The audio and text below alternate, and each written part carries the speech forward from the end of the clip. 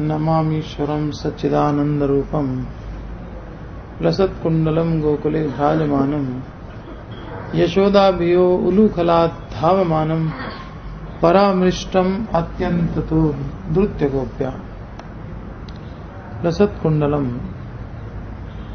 जिनके कपोलों पर दुदुल्यमान मकराकृत कुंडल क्रीड़ा कर रहे हैं। गोकुले गोप गोपी गो गोवत्स आदि के निवास स्थल गोकुल नामक अप्राकृत चिन्मय धाम में भ्राजमान शोभायमान हो रहे हैं। यशोदा भियो, यशोदा के भय से, उलूखलात् धावमानम, उखल से कूद करके भागे हैं। अत्यंत तो द्रुत्य गोप्या परा आमृष्टम, उनसे भी तेज दौड़ करके मां यशोदा ने पीछे से जिनको पकड़ लिया है, सच्चिदानंद रूपम, उन सच्चिदानंद रूप ईश्वरम सर्वशक्तिमान को नमामि, मैं नमस्कार करता हूं। सबसे पहले श्लोक में मंगलाचरण कर रहे हैं। नमामि ईश्वरम, जो उपास्य तत्व है उसको प्रणाम कर रहे हैं। फिर लीला का वर्णन कर रहे हैं। रुदंतम मुहुर्नेत्र युग्मम मृजंतम कराम्भोज युग्मेन सातंक नेत्रम मुहुश्वास कंप त्रिरेखांक कंठ स्थित ग्रैव दामोदरम भक्तिबद्धम। मां यशोदा के हाथ में छड़ी देख करके रुदंतम, रो रहे हैं।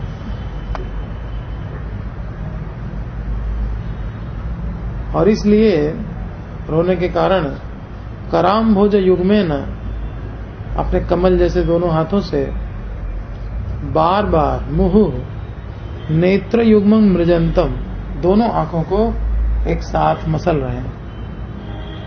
सातंक नेत्रम, अतिशय भयभीत दोनों नेत्रों वाले।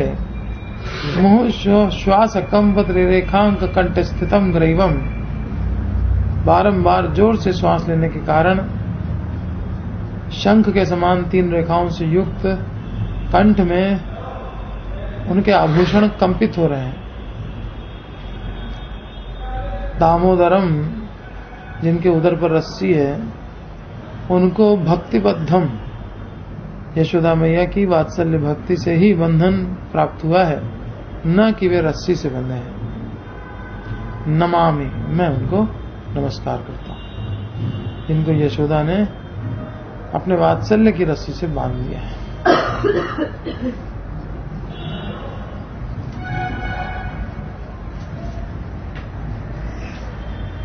इति दृक् स्वलीला विरानंद कुंडे स्वघोषम निमज्जन्तम आख्यापयन्तम तदीयेषु तज्ञेषु भक्तैर्जितत्वं पुनः प्रेमतस्तम शतावृत्ति वंदे। इति दृक्, जो इस प्रकार परम मनोहर बाल्य लीलाओं के द्वारा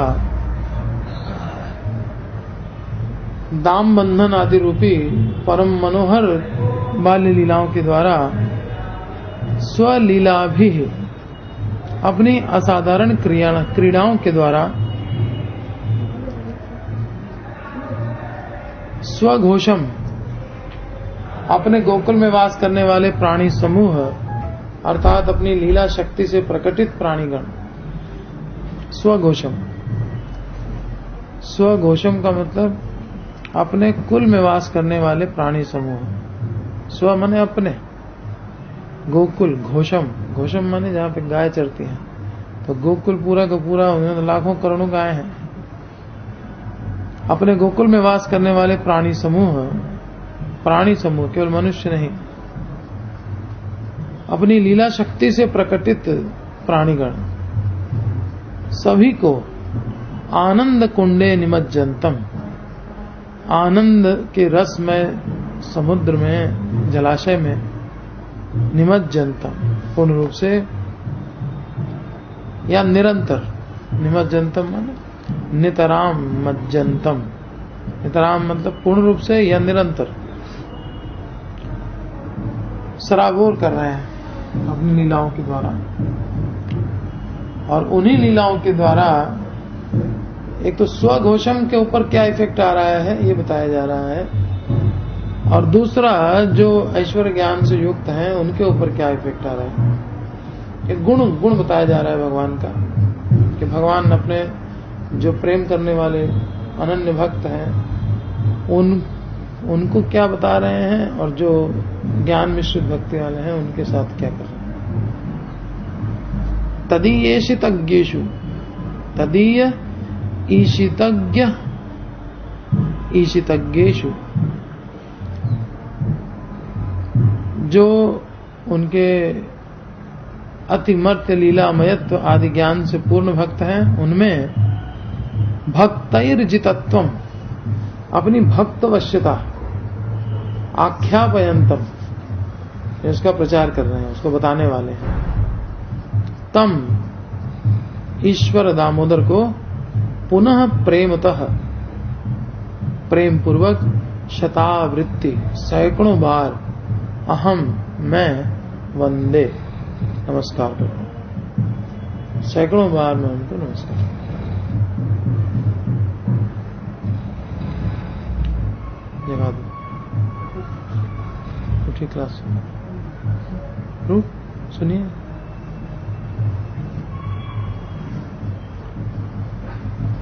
तो इति दृक् स्वलीला, ये दामोदर बंधन की तो एक लीला है, ऐसी पता नहीं कितनी लीला है।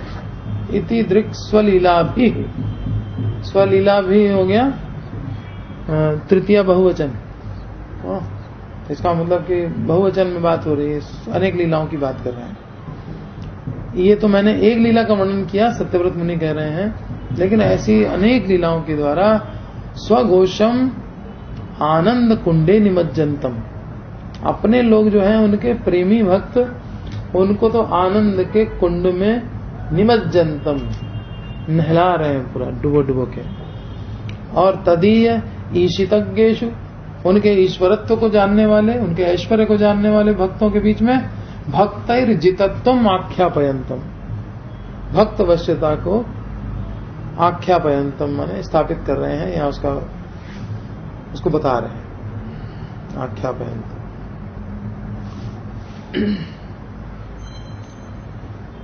तो पुनः प्रेमतः तम शतावृत्ति वंदे, तो सबसे पहले नमामि ईश्वरम का ही था, और अब कह रहे मैं फिर से उनको सैकड़ों बार प्रणाम करता हूं। जो ये दो कार्य कर रहे हैं, कौन कौन से?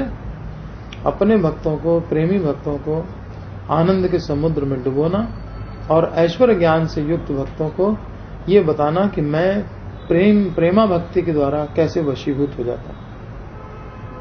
इस लीला के द्वारा भगवान ये दो कार्य कर रहे हैं, जिससे प्रेमा भक्ति करने के लिए प्रेरणा मिले सबको। जो इस प्रकार दाम बंधन आदि रूप बाल लीलाओं के द्वारा गोकुल वासियों को आनंद सरोवर में नित्य काल सराबोर करते रहते हैं, रोज नई नई लीलाएं करते रहते हैं, नित्य सब लोग सराबोर रहते हैं आनंद में। और जो ऐश्वर्य संपूर्ण ज्ञानी भक्तों के निकट मैं अपने ऐश्वर्यहीन प्रेमी भक्तों द्वारा जीत लिया गया हूं, ऐसा भाव प्रकाश करते हैं, उन दामोदर श्री कृष्ण की मैं प्रेम पूर्वक बारंबार वंदना करता हूं। श्रील सनातन गोस्वामी की जय। इस श्लोक में गुण विशेष द्वारा प्रार्थ्य वस्तु का उत्कर्ष विशेष कह रहे हैं, अब गुण बता रहे हैं। पहले तत्व विशेष बताया, फिर सौंदर्य बताया, फिर लीला बताई, और अब गुण बता रहे हैं। तत्व, सौंदर्य, लीला, अब गुण। किसका? प्रार्थ्य वस्तु का, जिसकी प्रार्थना कर रहे हैं, नमामि से शुरू किया है, उनका उत्कर्ष विशेष बता रहे हैं। इस प्रकार भक्त वशता के द्वारा अथवा उस दामोदर लीला के द्वारा, दामोदर लीला जैसी परम मनोहरा अपनी अन्य असाधारणी शैशवी लीलाओं अर्थात क्रीड़ाओं के द्वारा स्वघोष अर्थात गोकुल में रहने वाले सभी प्राणियों को जो आनंद रसमय गंभीर जलाशय विशेष में अतिशय सराबोर कर रहे हैं, उन ईश्वर श्री कृष्ण को नमस्कार है। यहां स्वलीला भी पद में उक्त लीला के द्वारा श्रीमद् भागवत के निम्नलिखित पद्यों में वर्णित लीला का निर्देश है। भागवत में यही लीला इस प्रकार से वर्णन की गई है। गोपी भी स्तोभितो अनृत्य भगवान बालवत क्वचित उद्गायति क्वचिन् मुग्धः तद्वशो दारुयंत्रवत् बिभर्ति क्वचित् आज्ञप्तः पीठकोन्मानपादुकम् बाहुक्षेपञ्च कुरुते स्वानां प्रीतिं समुद्वहन्। सर्वशक्तिमान भगवान श्री कृष्ण कभी कभी गोपियों के फुसलाने से साधारण बालकों की भांति नाचने लगते। गोपी भी स्तोभितो अनित्यत भगवान, गोपियों के फुसलाने से कि तुम नाचो, हम तुमको छाछ देंगे, मक्खन देंगे, फुसलाना। और अनृत्यत भगवान, भगवान नाचते थे। बालवत क्वचित, बाल एक छोटे बच्चे की तरह नाचने लगते। कभी भोले भाले अनजान बालक की तरह गाने लगते। गायतो क्वचित उद्गायति क्वचित मुग्धस तद्वशो दारु यंत्रवत। किस तरीके से? दारु यंत्रवत। दारू माने लकड़ी, लकड़ी की पुतली जैसे होती है, उसको जैसे चाहो वैसे नचा लो, वैसे कृष्ण हो जाते हैं गोपियों के बीच में, तो नचाती है उस तरह से उनको। दारु यंत्रवत। गोपी भी स्तोभितो अनृत्यत, नाचते हैं। अनृत्यत भगवान बालवत क्वचित, भगवान बच्चे की तरह नाचते हैं उनके नचाने पे। उद्गायति क्वचित, कभी गाते हैं उनके फुसलाने पर। मुग्धस तद्वशो, जैसे मुग्ध व्यक्ति वशीभूत हो जाता है किसी के, दारु यंत्रवत, कठपुतली की तरह। भगवान जिसके हाथ की कठपुतली बन जाए, ऐसी हैं गोपियां बीच की।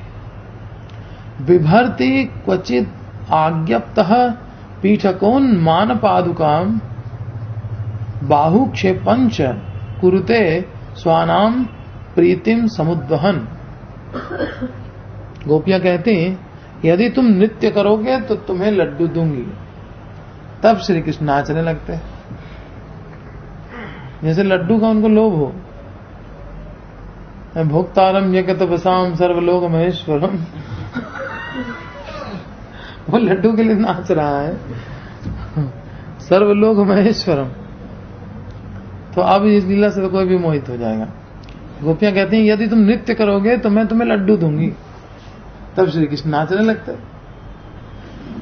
जैसे यहाँ पे दामोदरम, फिर कहते भक्तिबद्धम, वैसे ही लड्डू के लोभ से नचा रहे हैं, लेकिन वो तो प्रेम के कारण नाच रहे हैं, लड्डू के कारण थोड़े नाच रहे हैं।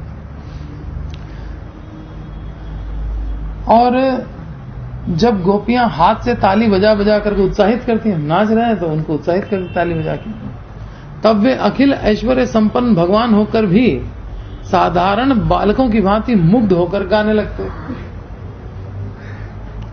अथवा कभी वे उनके हाथ की कठपुतली उनके सर्वथा अधीन होकर नाचने लगते, नाचने गाने लगते। और कभी कोई गोपी आई, उसको बैठने के लिए जगह नहीं मिल रही है, तो कृष्ण से कहती, जाओ उठा लो स्टूल बैठने के लिए, पीढ़ा उठा लो। तो कभी उनकी आज्ञा से पीढ़ा ले आते। तो कभी दशहरी आदि तौलने के बटखरे लाने का आदेश देने पर मानो श्री कृष्ण उन्हें उठाने में असमर्थ हैं, ऐसा भाव प्रदर्शित करते हैं कि तौलने के लिए जो बाट होते हैं ना, वो कहती जा उठा लो, तो ये बाट उठा ही नहीं पाते 1-2 किलो का ही। कभी खड़ाऊ ले आते, तो कभी गोपियों को आनंदित करने के लिए पहलवानों की भांति ताल ठोक कर दाऊ जी से लड़ने लगते। वो साथी दाऊ से लड़के दिखाओ, इससे जीत के दिखाओ तब माने कि तुम पहलवान हो। तो ताल ठोक करके आते दाऊ से चैलेंज करते हैं उनको। 5-6 साल की उम्र में हैं? उम्र कितनी? 5-6 साल भी नहीं है, 2 साल। अभी तो गोकुल में रह रहे हैं। सिर्फ 2 साल में? हाँ, अभी तो गोकुल में है। 2 साल से पहले ही गोकुल छोड़ दिया था। 1-1.5 साल में? हाँ, बस उखल लीला हुई है तो घुटने के बल चलते हुए गए। बस खड़े होते थे, चलते थे तो ठुमक ठुमक के चलते थे। 1 साल की उम्र में काट ठोक दी। हाँ। तो दाऊ जी से लड़ने के लिए आते हैं। तो आनंद रसमय कुंड में सराबोर करने का निर्देश ही श्रीमद् भागवत के स्वानाम प्रीतिम समुद्वहन वाक्य खंड में हुआ है कि ये जितने भी बाल लीलाएं हैं स्वानाम प्रीतिम समुद्वहन, अपने लोगों की प्रीति को बढ़ाने के लिए। तो अपने लोग कौन है? स्वानाम कौन है? स्वानाम मतलब जो शुद्ध भक्त है ना, ऐश्वर्य भाव विहीन जो भक्त है वही स्वानाम कहलाते हैं। उनके साथ माधुर्य संबंध भगवान का है, कृष्ण का।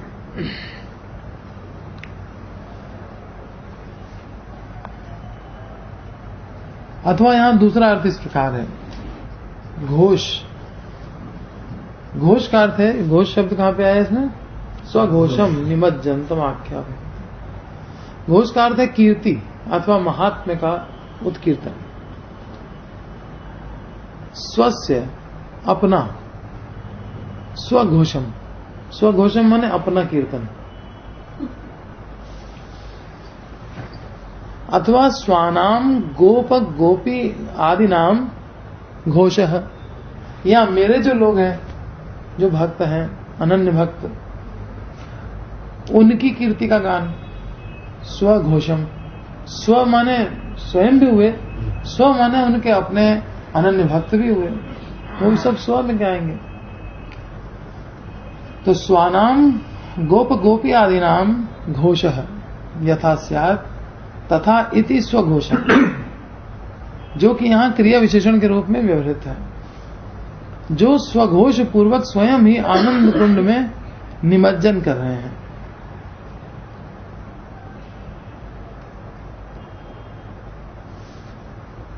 गोपियों की कीर्ति बढ़ रही है। कैसे बढ़ रही है?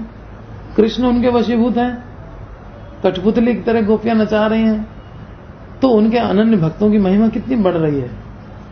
तो अपने लोगों का घोष कर रहे हैं कृष्ण, और खुद ही प्रीति में निमग्न हुए जा रहे हैं। स्वघोषम, मेरे लोगों की प्रशंसा हो रही है, तो आनंद कुंडे निमज्जनतम, खुद ही निमज्जित हो रहे हैं आनंद कुंड में, या अपनी लीलाओं के द्वारा अपने प्रियजनों को आनंद कुंड में निमज्जित कर रहे हैं। दोनों अर्थ आएंगे, ठीक है। स्वघोषम निमज्जनतम आनंद कुंडे, अपने लोगों को आनंद कुंड में निमज्जित कर रहे हैं, या अपने लोगों का कीर्ति का गान करके और स्वयं आनंद के कुंड में निमज्जित हो रहे हैं। तो भगवान जब भक्त का ग्लोरिफिकेशन करने की योजना बनाते हैं और देखते हैं ग्लोरिफिकेशन हो रहा है, तो खुद भी आनंदित होते हैं। ऐसे ही भक्त को भी भगवान का गुणगान करने में आनंदित होना चाहिए। तो भक्त का काम ही क्या है? You glorify your spiritual master, I glorify my spiritual master, this is परंपरा सिस्टम। यही तो काम है, और तो कोई काम ही नहीं। ग्लोरीफाई करना है बस। प्रेम का मतलब ही क्या? एक जगह प्रभुपाद जी ने प्रेम का मतलब समझाया। प्रेम का मतलब कि जिससे हम प्रेम करते हैं उसकी महिमा सारे संसार में फैले, उसका ग्लोरिफिकेशन हो सारे संसार में, है ना। जिससे हम प्रेम करते हैं उसकी चर्चा करते हैं सब जगह, ताकि उसको सब लोग जाने कि उसमें क्या क्या गुण है। तो वही भगवान का गुणगान करना ही तो भक्त का एकमात्र काम है। क्या बताया है उसमें 10वें अध्याय में जो चतुश्लोकी भगवत गीता है?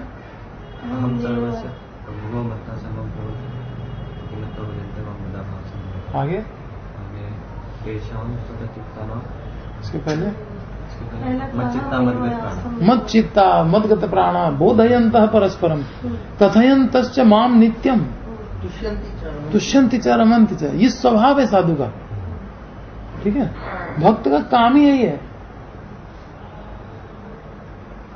तुष्यन्ति च रमन्ति च, उसका संतोष और उसका आनंद किस चीज में है? कथयन्तश्च माम नित्यम, मेरा कथनोपकथन करने में, मेरे बारे में सुनने में और मेरे बारे में कहने में, इसी में उसका आनंद। तुष्यन्ति च रमन्ति च। तो तुष्यन्ति का मतलब हुआ कि उसको संतोष का अनुभव होता है, और रमन्ति का मतलब क्या?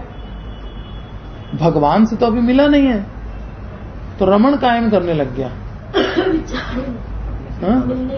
हाँ, कि एक दिन ये जो प्रोसेस है जो प्रभुपाद जी ने बताई है, ये एक दिन ये फलीभूत होगी, ये बात पक्की है। इसी प्रोसेस से ध्रुव महाराज को भगवान मिले हैं, इसी से प्रहलाद को मिले हैं, इसी से हमको भी मिलने वाला है। तो एक दिन आएगा जब हम कृष्ण से फेस टू फेस होंगे, तब असली रमण करूंगा। लेकिन उस अवस्था को आज ही स्मरण करके अभी से रमण शुरू, उस समय उसका रमण यही है, ठीक है ना। भावी सिद्ध अवस्था जो होगी इसकी, उस सिद्धावस्था को स्मरण करके ही रमण करता है, उसी से उसको उत्साह प्राप्त होता है भक्ति करने का। जैसे कोई बच्चा है, पढ़ाई करता है, इंजीनियरिंग कर रहा है, वो सोचता है कि हम इंजीनियरिंग कर लेंगे, फिर हम जॉब करेंगे, फिर हमारे पास पैसे आएंगे, और फिर हम इस तरह से अपना प्लानिंग करने लगता है, और फिर वो सोच सोच करके उसका उत्साह बढ़ता है कि लाओ अभी ठीक से पढ़ाई कर लो, है ना। अभी उसका पढ़ाई करने में उसका मन लग जाता है। उस भावी दशा को कि फ्यूचर में हमारा कितना अच्छा हो जाएगा, आनंद बढ़ जाएगा, उसकी वजह से आज उत्साह बढ़ता है। तो वही बात भक्त के साथ है। भावी सिद्ध अवस्था जो है उसकी, जब कृष्ण के साथ उसका नित्य संबंध होगा, धाम में होगा, उसको स्मरण कर करके रमन्ति, कथयन्तश्च माम नित्यम तुष्यन्ति च रमन्ति च। तो स्वघोष पूर्वक स्वयं ही आनंद कुंड में निमज्जन कर रहे हैं। भगवान भक्त का ग्लोरिफिकेशन करके निमज्जित हो रहे हैं आनंद कुंड में, भक्त भगवान का ग्लोरिफिकेशन करके निमज्जित होते हैं। और जो भगवत ऐश्वर्य ज्ञान परायणों में यह प्रसिद्ध कर रहे हैं कि मैं भक्ति परायणों के द्वारा वशीभूत होता हूं, न कि ज्ञान परायणों के द्वारा। भक्तिबद्धम हूं मैं, न कि ज्ञानबद्धम।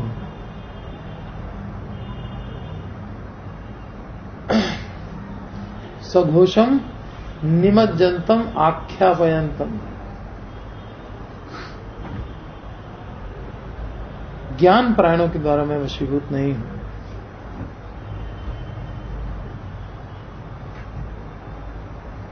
तो ऐसा जो घोषणा कर रहे हैं, मैं उन दामोदर को नमस्कार करता हूं।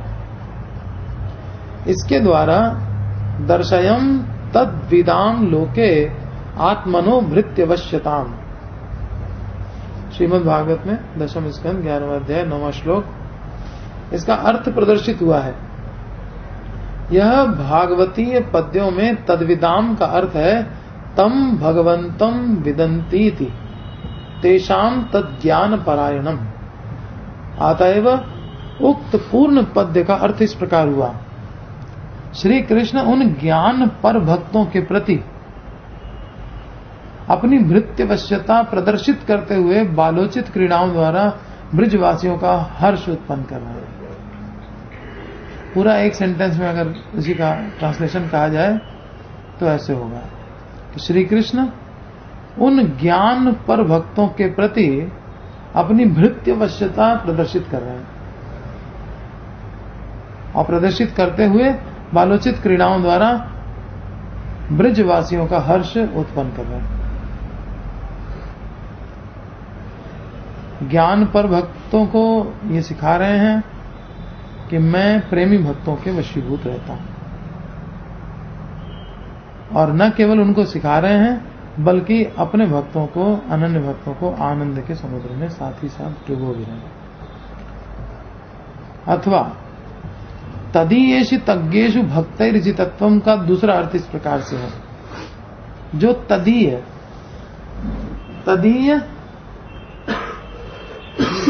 ईशितज्ञेषु, जो तदीय का मतलब क्या होता है? हाँ,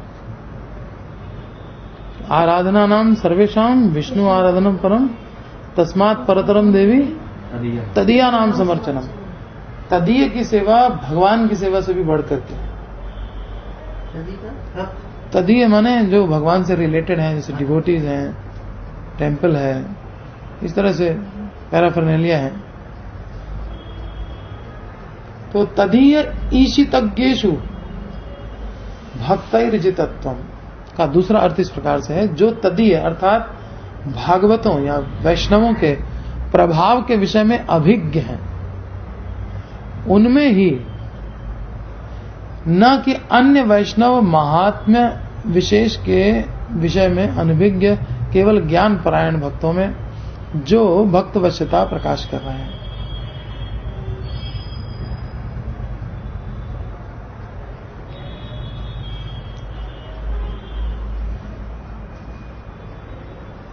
भक्तैर्जितत्वम किसको बता रहे हैं भगवान कि मैं भक्तों के द्वारा जीत लिया गया हूं? जो तदीय हैं, यहाँ जो महाभागवत हैं, उनको नहीं बता रहे हैं। तदीय ईशित अज्ञेषु, जो तदीय यानी वैष्णवों की महिमा को नहीं जानते हैं, उनको बता रहे हैं कि वैष्णव की क्या महिमा है। अब तदीय से इस तरह से अर्थ समझो, तदीय ईशित अज्ञेषु, संधि विच्छेद दूसरी तरह से कर दिया सनातन गोस्वामी। तदीय ईशित अज्ञेषु और तदीय ईशितज्ञेषु, ज्ञेषु और अज्ञेषु दोनों तरह से संधि विच्छेद हो सकता है और दोनों तरह से अर्थ बहुत पॉजिटिव आ रहा है।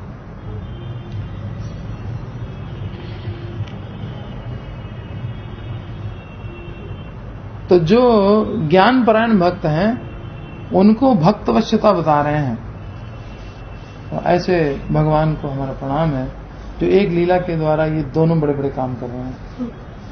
अपने भक्तों को, प्रेमी भक्तों को आनंद प्रदान करना और ज्ञान परायण भक्तों को प्रीच करना कि देखो मैं भक्ति के वशीभूत हूं। क्योंकि भक्ति और विशेषतः भक्ति का महात्म्य परम गोपनीय होने के कारण है।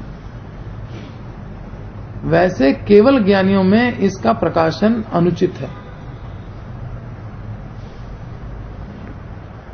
भक्ति और भक्ति का महात्म्य, ये दोनों जो केवल ज्ञानी लोग हैं उनको तो बताया नहीं जा सकता, है ना। भक्तों में ही भक्ति की महिमा का वर्णन किया जा सकता है। ये प्रकाशन अनुचित है। अतएव उपर्युक्त भागवतीय पद्य में तद्विदाम का अर्थ भृत्य वश्यता विदाम, अर्थात भृत्य वश्यता जानने वाला समझना चाहिए। तद्विदाम प्रीति वर्धनम, ये भागवत में ये कहा गया कि ये जो लीला है वो तद्विदाम प्रीति वर्धनम है। जो उनको जानने वाले लोग हैं उनकी प्रीति को बढ़ाने के लिए। तद्विदाम, तद्विदाम का मतलब उनको जानने वाले। उनको जानने वाले मतलब भृश्य वश्यता को जानने वाले। जो भृत्य वश्यता को जानने वाले हैं उनकी प्रीति का वर्धन करने के लिए भगवान ये लीला दिखा रहे हैं। वो खाली जानने वाले थे। तो ज्ञानी जान सकता है ना कि ये भगवान भक्त के वशीभूत होते हैं। जैसे हम लोगों ने अभी दामोदर लीला को समझ करके ये जान लिया कि भगवान भक्त के वशीभूत हैं। तो जान तो लिया, पर अब भगवान डिस्प्ले कर रहे हैं, वशीभूत हो करके दिखा रहे हैं प्रैक्टिकल। तो देखो, तुमने खाली समझा था कि हम वशीभूत होते हैं, अब देख लो सामने वशीभूत हूं मैं।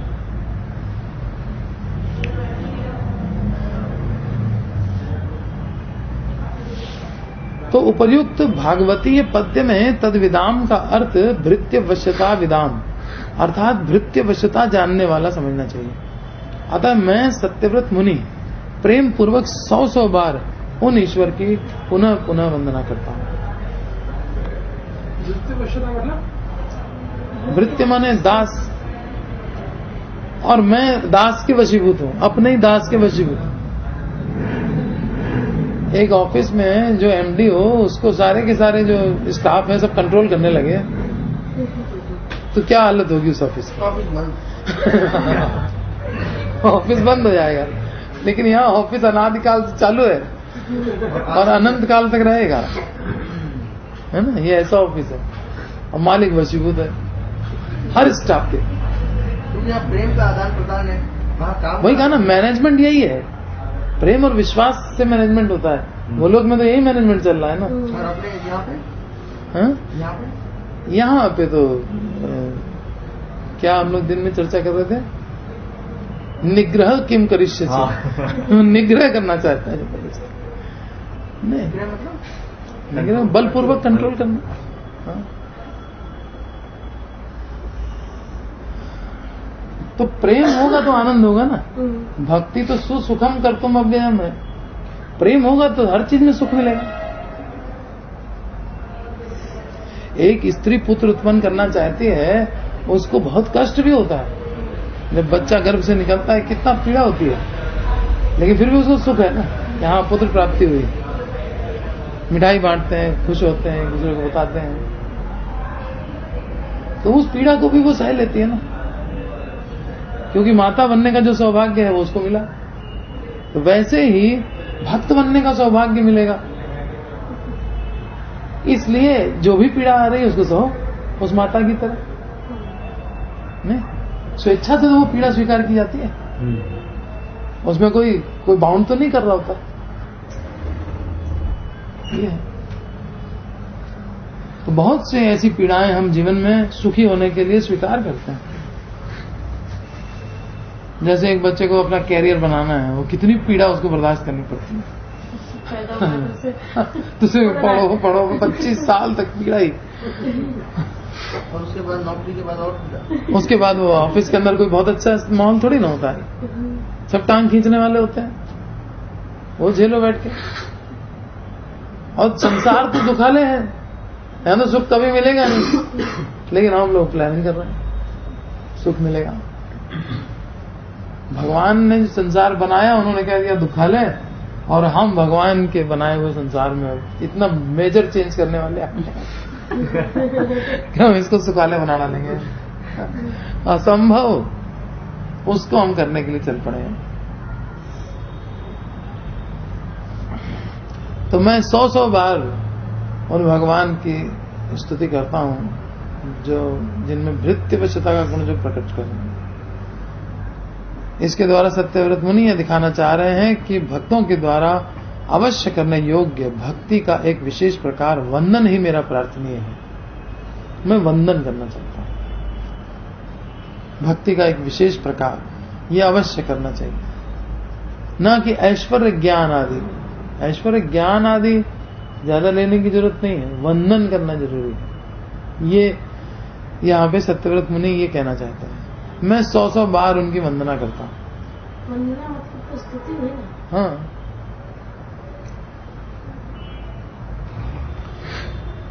श्रवण कीर्तन स्मरण वंदन, तो वंदन को प्रेफरेंस दे रहे हैं।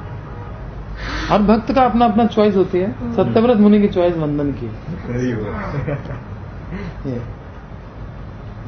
अब ये हम नहीं 9 में से यही सबसे श्रेष्ठ है, उनके लिए वो है, वो वंदन कर रहे हैं। तो श्री कृष्ण की जो लीलाएं हैं वो अक्षय सरोवर हैं, तभी तो यहां पे कहा गया निमज्जनतम, डुबो रहे हैं कृष्ण। वीरानंद कुंडे, आनंद कुंडे, आनंद का कुंड है, सरोवर है। श्री कृष्ण की लीलाएं कैसा सरोवर है? अक्षय सरोवर है, जो कभी क्षय नहीं होता है। आनंद एक बार मिल गया कृष्ण की कथा सुनने में, कृष्ण की सेवा करने में, कृष्ण का नाम जपने में, एक बार अगर आनंद आ गया तो वो आनंद मुझे वर्धनम होगा, फिर वो बैक में नहीं जाएगा कभी भी। जब तक नहीं मिला है तब तक हमको कभी कभी अप डाउन लगता रहता है, लेकिन एक बार मिल गया वास्तव में तो फिर वो कम नहीं होने वाला है, अक्षय है। अक्षय आनंद का सरोवर है, जिनमें घोषपल्ली डूब जाती है। घोषपल्ली क्या है? घोषपल्ली अर्थात वह स्थान जहां श्री कृष्ण संबंधी लीला का घोष होता है। श्री कृष्ण संबंधी लीला का जहां घोष होता है, और एक जगह लीला चल रही है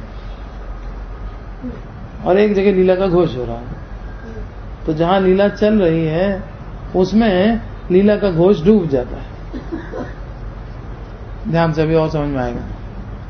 श्री कृष्ण की लीलाएं अक्षय सरोवर हैं जिसमें घोषपल्ली डूब जाती है।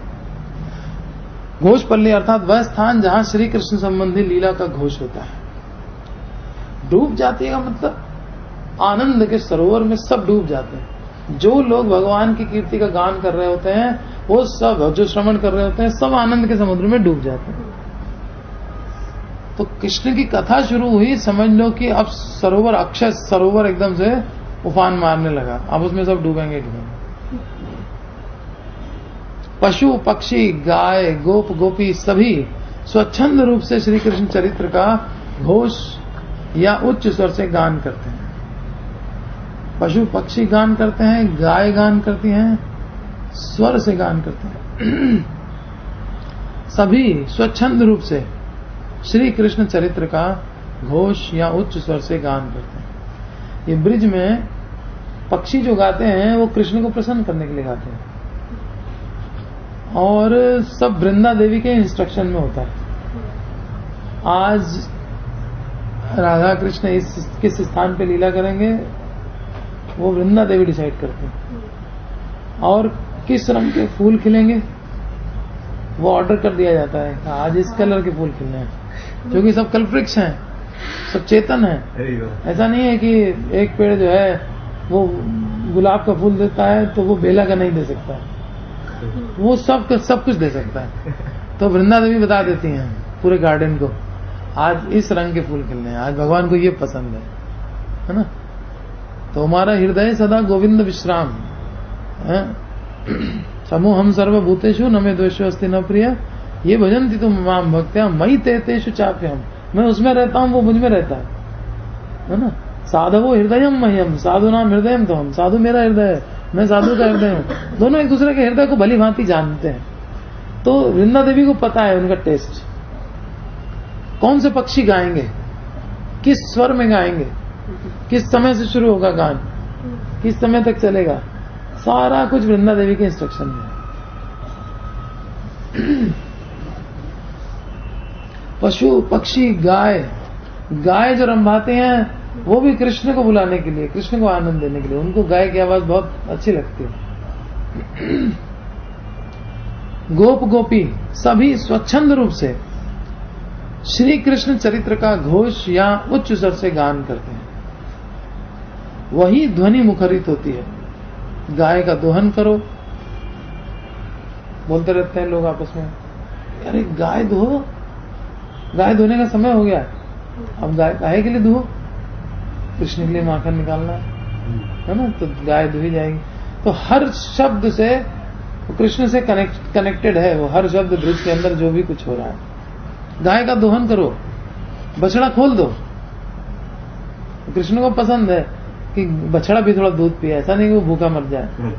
जैसे लोग थोड़ी देर चुहा करके और हटा देते हैं, नहीं, बछड़ा खोल दो, दोहनी लगाओ, बाल्टी लगाओ, दुहो आकर के। यह सब कुछ गोपाल श्री कृष्ण के आनंद के लिए हो रहा है। ब्रिज में जो कुछ हो रहा है सब आनंद के लिए। श्री कृष्ण अब थोड़े बड़े हो गए हैं, घर की देहली पार करना सीख गए हैं, इतने बड़े हो गए हैं। जो दरवाजे के थोड़ा सा उठा हुआ एरिया होता है, पहले दरवाजे ऐसे बनते थे, चौखट जो है थोड़ी उठी हुई होती थी, है ना। आजकल तो फ्लैट हो गई है। नीचे भी रहती थी, आजकल सिर्फ 3 जगह होती है नीचे। हाँ, नीचे होती नहीं है, पहले नीचे वाली भी होती थी, पूरा फ्रेम, हाँ पूरा होता था रेक्टेंगल। तो अब ये बड़े हो गए, थोड़ा दरवाजे की चौखट पार करने लग गए। एक दिन बलदाऊ भैया के साथ घर से बाहर निकल गए। इति दृक् स्वलीला अभिरानंद कुंड, इति दृक् स्वलीला भी आनंद कुंडे स्वघोषम निमज्जनतम। तो ऐसी अनेक लीलाओं के द्वारा वो अपने स्वजनों को आनंद के सरोवर में डुबोते रहते हैं। तो कुछ लीलाओं का वर्णन हो रहा है। एक दिन बलदाऊ भैया के साथ घर से बाहर निकल गए, देखा घर के पास ही लाल लाल सुंदर सुंदर पुष्प खिले हैं, किंतु बेर के सूखे कांटों के अंदर है। तो किसी तरह से जैसे तैसे कांटों को उठाकर अंदर से चले गए। लाल फूल का आकर्षण था, फूल तोड़ भी लिए।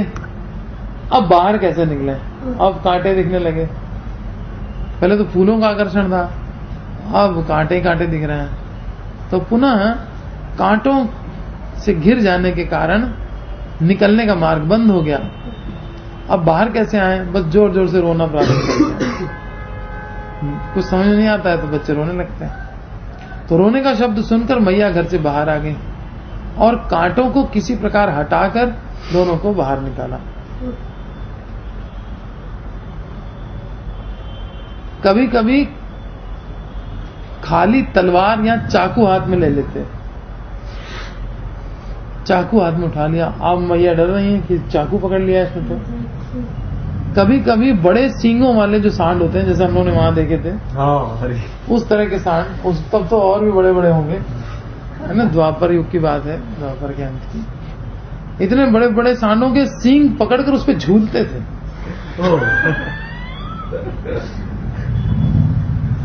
अब तो नंद बाबा मैया की हालत खराब, ये सांड को पकड़ के झूल रहे हैं। और कभी मणि स्तंभ में अपनी प्रति छवि देख करके आश्चर्यचकित होकर वार्तालाप करने की चेष्टा कर रहे हैं। खंबे में अपनी छवि देख ली और उससे बात कर रहे हैं।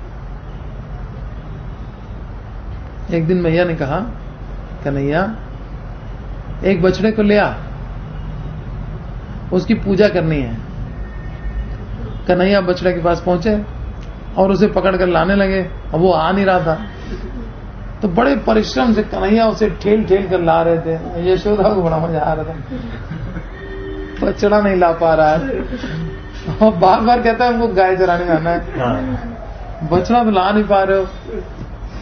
तो बड़े परिश्रम से कन्हैया उसे ठेल ठेल कर ला रहे हैं। घर में आकर कन्हैया ने छींके पर मटकी में माखन लटका देखा, तो कहेंगे बहुत मेहनत कर ली, तो बछड़ा लेके आया हूं मैं और भूख लगी है और मक्खन चाहिए।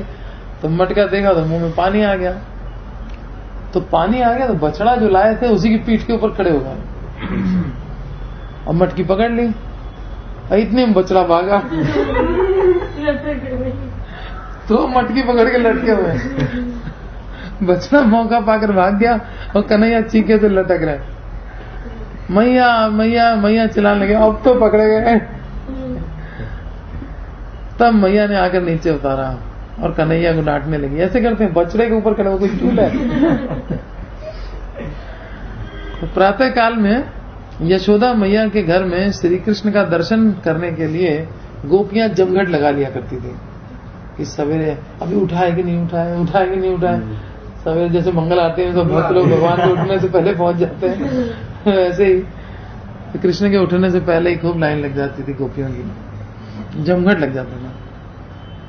तो कुछ गोपियां कहती हैं कन्हैया अधिक शक्तिशाली है और कुछ कहती हैं नहीं, बलदाऊ अधिक शक्तिशाली है। अब इसका निर्णय कैसे हो?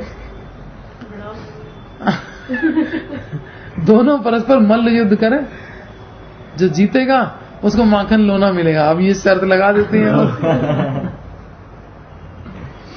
माखन का लोना देखते ही दोनों के मुंह में पानी आ जाता और दोनों कुश्ती लड़ने लगते, पूरी जोर लगा करके हम जीतना ही है आज तो, नहीं तो मक्खन गया हाथ से। तो जब कन्हैया जीतते तो उनके पक्ष की गोपियां ताली बजाती और जब वे हार जाते तो बलदाऊ के पक्ष की गोपियां ताली बजाती। जैसे तीतर लड़ाते हैं, बटेर लड़ाते हैं ना, मुर्गे लड़ाते हैं। ये तो लखनऊ के नवाबों के बड़े शौक है। कृष्ण बलराम लड़वा रहे क्या देखिए कितना कृष्ण कंट्रोल में है, वो ज्यादा शक्तिशाली। मक्खन के लोने के लिए दोनों भिड़ गए। अब गुरु कृष्ण प्रसादे पाए, भक्ति ये भक्ति लता पीस देंगे हम लोग को।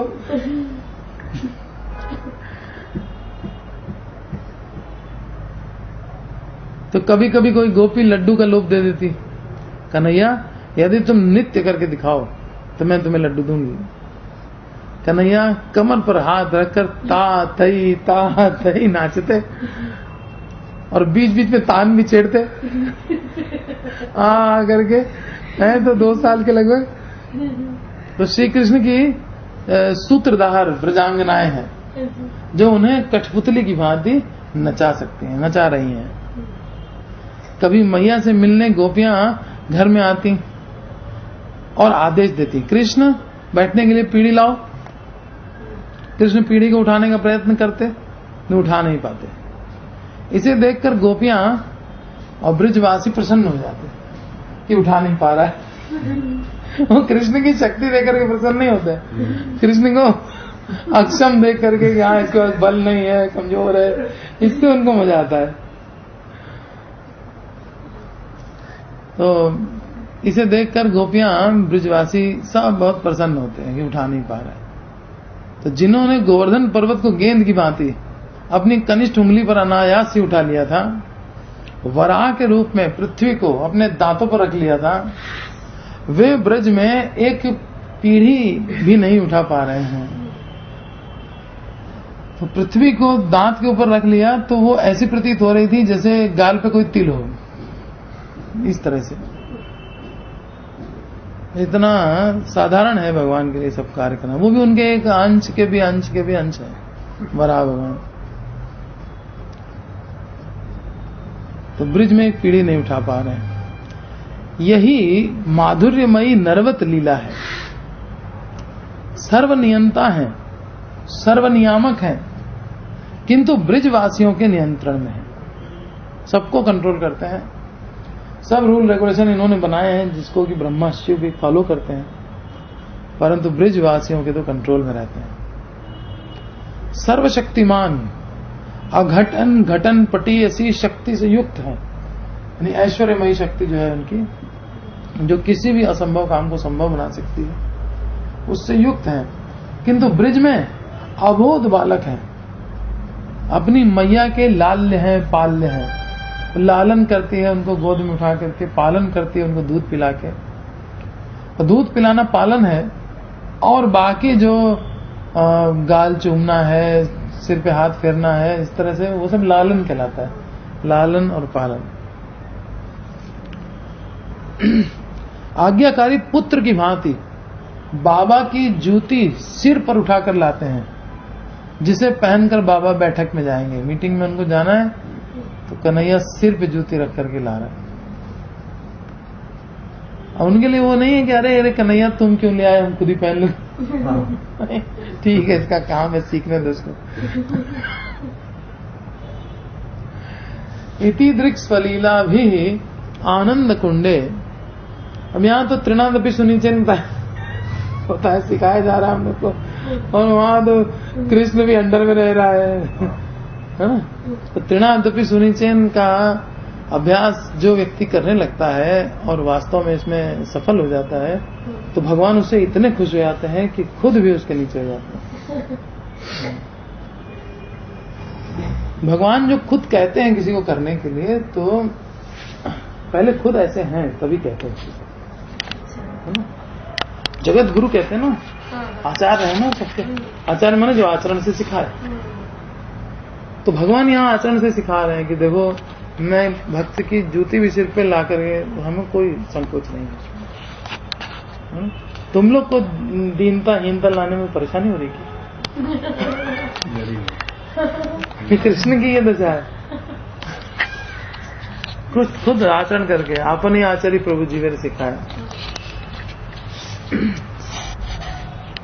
तो आचार्यों की टीकाओं से तो कृष्ण भी अपने आचरण से सिखा ही रहे हैं, है ना। चैतन्य महाविद्यालय सिखाते ही हैं।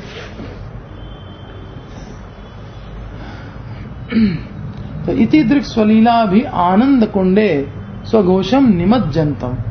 आनंद कुंडे स्वघोषम निमज्जनतम, ऐसी ऐसी लीलाएं कर करके अपने स्वघोषम, अपने पार्षदों को आनंद के समुद्र में डुबो रहे हैं। श्री कृष्ण की मधुर बाल्य लीला अखंड अनंत सीमा रहित रसमय जलधार है। इसका रस कैसा है? सीमा रहित है, अनंत है ये धार।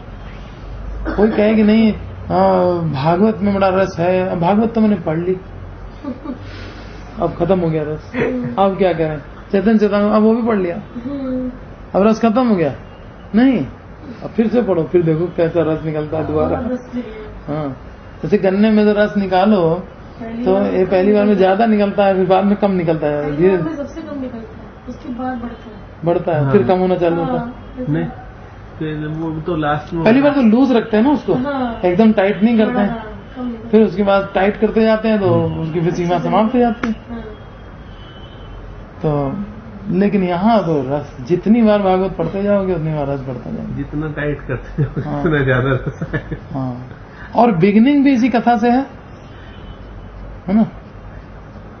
श्रवणम से शुरुआत होती है नवदा भक्ति की, और गोपियों की भी दशा ये तवा कथामृतम तत्व जीवनम कवि विरडितम कलमषा श्रवण मंगलम श्रीमदाततम भुवि गृह्णन्ति ये भूरिदागना। तो वहां तक भी ये श्रवण चैतन्य महाप्रभु भी रामानंद राय और स्वरूप दामोदर के साथ में बैठ करके भागवत कथा की ही चर्चा किया करते थे। तो भागवत कथा में रस अनंत है, बहुत बड़ा रस है।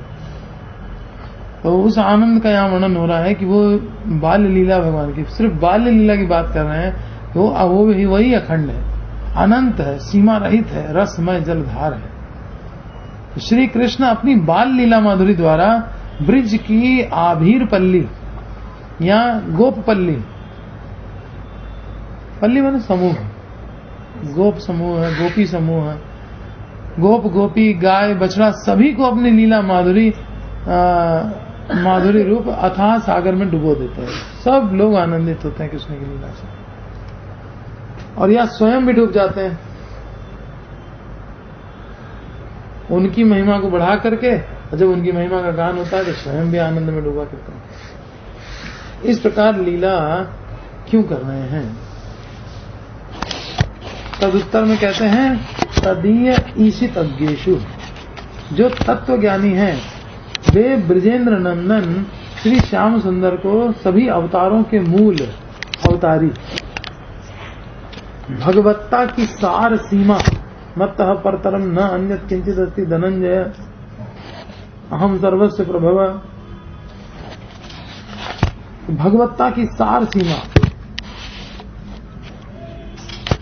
न तिष्ठानि सर्वभूतानि सर्वलोक महेश्वरम, ये सब जो बातें हैं ये भगवत्ता के सार को बताने वाली हैं। और षड ऐश्वर्य पूर्ण आघटन घटन शक्ति से युक्त, यानी ऐश्वर्य शक्ति से युक्त देखते हैं। नारद, चार कुमार आदि भक्तजन तत्वज्ञ हैं, इनको अपना ऐश्वर्य दिखला रहे हैं कि अघटन घटन शक्तिशाली होने पर भी मैं इन ब्रजवासियों के वशीभूत हूं। किसको दिखा रहे हैं? नारद चार कुमार जैसे भक्त जो भगवान के ऐश्वर्य से अवगत हैं, उनको भगवान ये दिखा रहे हैं कि देखो मैं अपने भक्त के वशीभूत हूं, अबोध बालक की भांति खेल रहा हूं। इति दृक्ष लीला भी। एक दिन मथुरा की एक फल विक्रेणी ब्रिज में आई। सबने कथा सुनी है, फिर से सुनिए। ब्रिज में आने के पूर्व मथुरा में गोकुल में स्थित श्री कृष्ण की सुमधुर लीलाओं को सुनकर उसकी बहुत उत्कंठा हुई। मथुरा में खूब चर्चे सुने कृष्ण के, उसकी इच्छा हुई कि श्री कृष्ण का आज मैं दर्शन करूंगा। उत्कंठा जिसका कल वर्णन हो रहा था, हाँ, कंठ ऊंचा कर करके अब देखना है बस कृष्ण को, आज दर्शन करके आएंगे। आज चलते हैं वृंदावन, वहां चल के गोकुल चलते हैं, गोकुल में आज फल बेचेंगे और कृष्ण से मिलके आएंगे। ये इच्छा हुई उसकी। अतः श्री कृष्ण दर्शन की उत्कंठा से वह ब्रिज में आती। तो पहले कई बार आई थी, लेकिन आए तो पता लगा कृष्ण सो रहे हैं। श्री कृष्ण सोते हुए होते, कभी मैया की गोद में बैठ करके दूध पी रहे हैं, तो उनका तो कोई टाइम ही नहीं है कितनी लिमिट तक दूध पिएंगे। तो इनकी शाम हो जाती तो चली जाती वापस। कभी सखाओं से घिरे हुए हैं, खेलने गए हैं सखाओं के साथ, अब वो कहाँ खेलने गए हैं पता नहीं है, कब लौटेंगे कुछ पता नहीं, बेचारी लौट जाती। और कभी घर के भीतर कहीं खेलने में व्यस्त हैं तो वहीं मस्त लगे पड़े हैं। अनेक चेष्टाएं की फिर भी दर्शन नहीं कर पाई। मथुरा के लोगों के लिए श्री कृष्ण का दर्शन दुर्लभ है, ये सिद्धांत निकल के आया।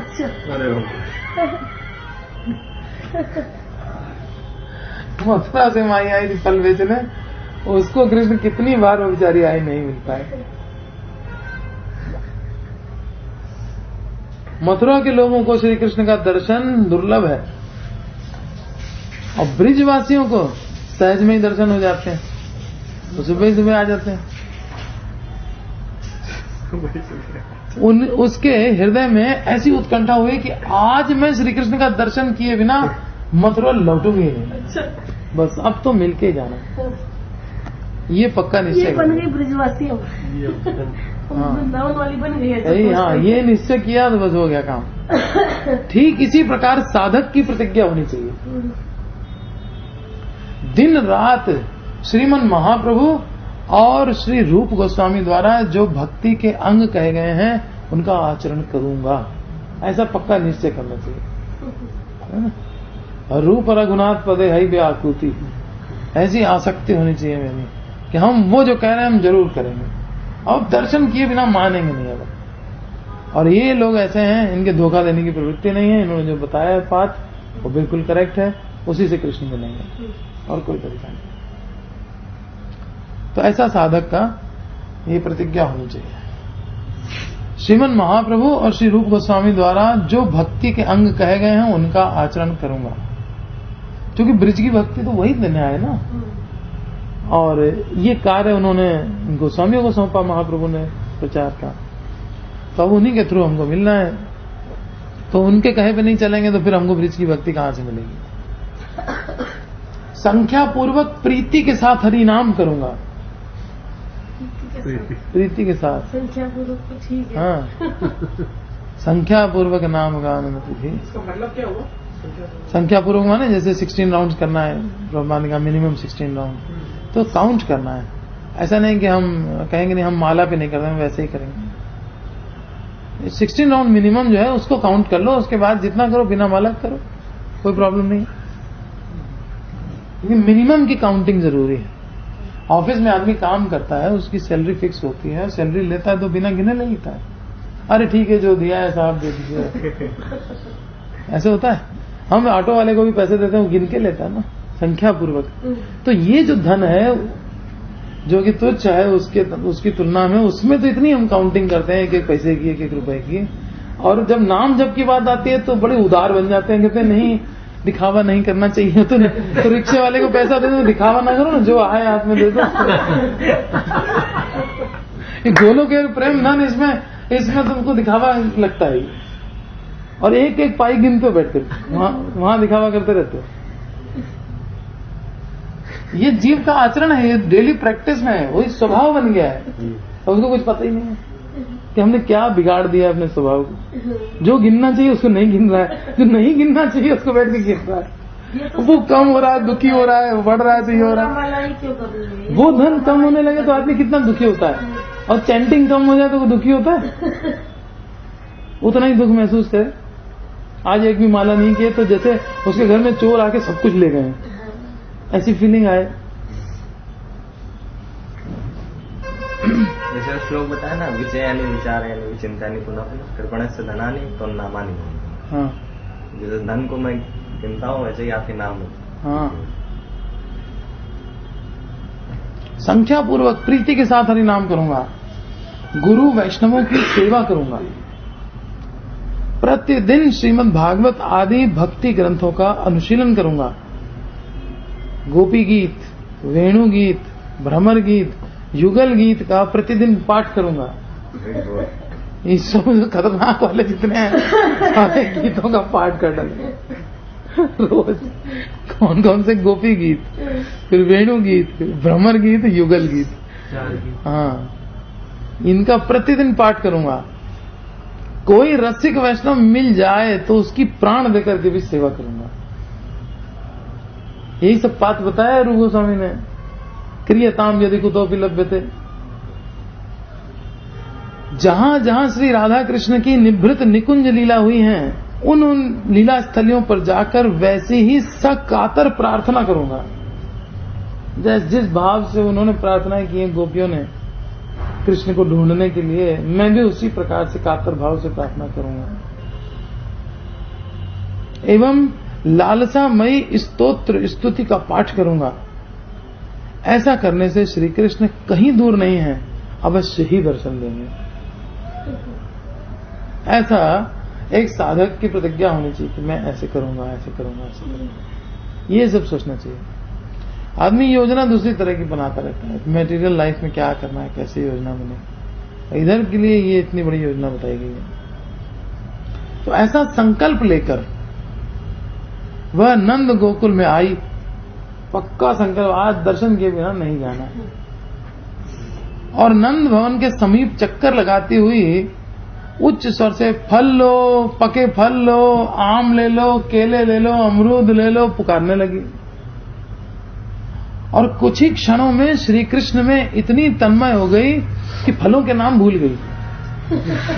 आम ले लो, केला ले लो नहीं, फिर कहने लगी गोविंद ले लो, गोविंद गोपाल ले लो।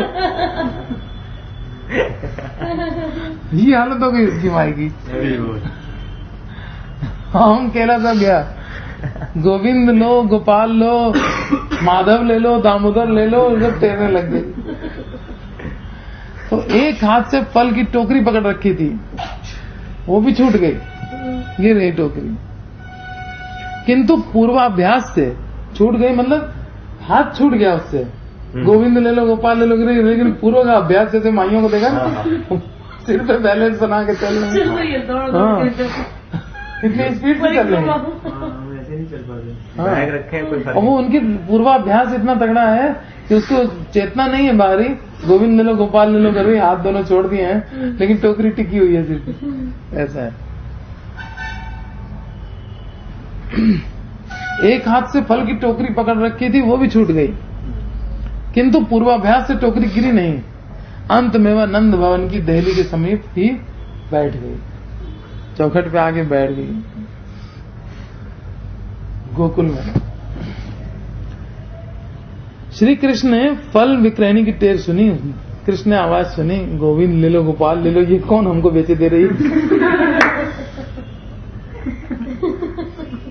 तो वो स्थिर नहीं रह सके, तो भाव दशा में वो आई थी। यत्र गायन्ति मद भक्ता तत्र, वहां तो आना ही है इनको। कितनी बार भागवत में ये चीज देखो स्पष्ट हो रही है, जहां गान करो वहां कृष्ण आ ही जाते हैं। उस दिन यशोदा के बुलाने पे आ गए आज इस माता जी के, तो वो स्थिर नहीं रह सके। मैया की गोदी में चढ़े हुए थे। मैया की गोदी से उतर कर और पास ही गेहूं की राशि से, गेहूं का बोरा रखा था, उसमें से एक अंजलि में गेहूं के दानों को उठाकर फल विक्रयणी के पास चले। छोटी सी अंजलि, उसमें भी कुछ ही दानों के अतिरिक्त रास्ते में सब बिखर गए। कुछ ही दाने अंजलि की संधि में अटक गए, ये ज्वाइंट्स में थोड़े से अटक गए, बाकी सब तो स्लिप हो गए। फल विक्रयणी के पास पहुंचे और उसकी टोकरी में बचे खुचे गेहूं के दाने सब डाल दिए। बोले अरे फल दो, तुमको ये दिया है हमने गेहूं, तो फल दो। फल विक्रयणी कुछ देर तक बाल कृष्ण के रूप सौंदर्य को देखकर ठगी की ठगी रह गई, देखती रह गई। ये आ गया सामने, फल दे दो कह रहा है, इतना सुंदर लग रहा है। तो यहां सिद्धांत यह है कि ऐसी उत्कंठा के बिना श्री कृष्ण दर्शन नहीं देते। उत्कंठा बहुत जरूरी है। सतत युक्ता नाम भजताम प्रीतिपूर्वक चाहिए ही चाहिए, साथ साथ सतत युक्ता नाम, मिलने की अभिलाषा, इसी को उत्कंठा कहते हैं। सतत युक्ता नाम ही उत्कंठा है और भजताम प्रीतिपूर्वकम साधन है, उत्कंठा के साथ साधन करना। ठीक है, तो यहां यह सिद्धांत है कि ऐसी उत्कंठा के बिना श्री कृष्ण दर्शन नहीं देते। कैसी उत्कंठा? फल विक्रयणी जैसी उत्कंठा और तन्मयता। कि जो आदमी बिजनेस कर रहा है अपना, वो भूल गया बिल्कुल कि हम क्या बिजनेस कर रहे थे, कि फल बेच रहे थे, केला ले लो, आम ले लो, गोविंद ले लो, और उस बिजनेस उसको कितना संभाल के रखती होगी कि यही बेच के मेरा खर्चा चलेगा, छूट गया दोनों हाथ से। तो ऐसी तन्मयता, फल विक्रयणी जैसी उत्कंठा और तन्मयता। दर्शन और सेवा के बिना और कोई दूसरी अभिलाषा ही नहीं। दो अभिलाषा रखी थी, आज देखे बगैर नहीं लौटेंगे, और देखेंगे तो उसको कुछ देंगे भी, फल देंगे। तो उत्कंठा ऐसी कि मिलना ही है, और मिलना है और सेवा करनी है, दो बातें। कोई अनर्थ नहीं रह गया, दूसरी कोई मन के अंदर भावना नहीं। ऐसे साधकों को श्री कृष्ण दर्शन अवश्य देते हैं। तो अब कुछ देर तक तो ठगी की ठगी देखती रही, उसके बाद उसको चेतना हुई और बोली, लाला यदि मेरी गोदी में बैठकर मुझे एक बार माँ कहो तो ही फल दूंगी। हमने कहा कि अब तो एटीएम सामने आ गया, सारा विड्रॉल कर लो, लूट लो पूरा खजाना।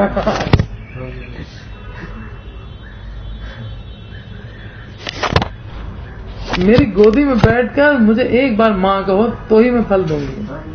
तो श्री कृष्ण ने चारों ओर देखकर कि कोई देख न ले, झट उसकी गोदी में बैठ गए कि मैया देखेंगी, कहेगी ये किसकी गोद में बैठ गई, हाथ पकड़ के खींच ले जाएगी अंदर।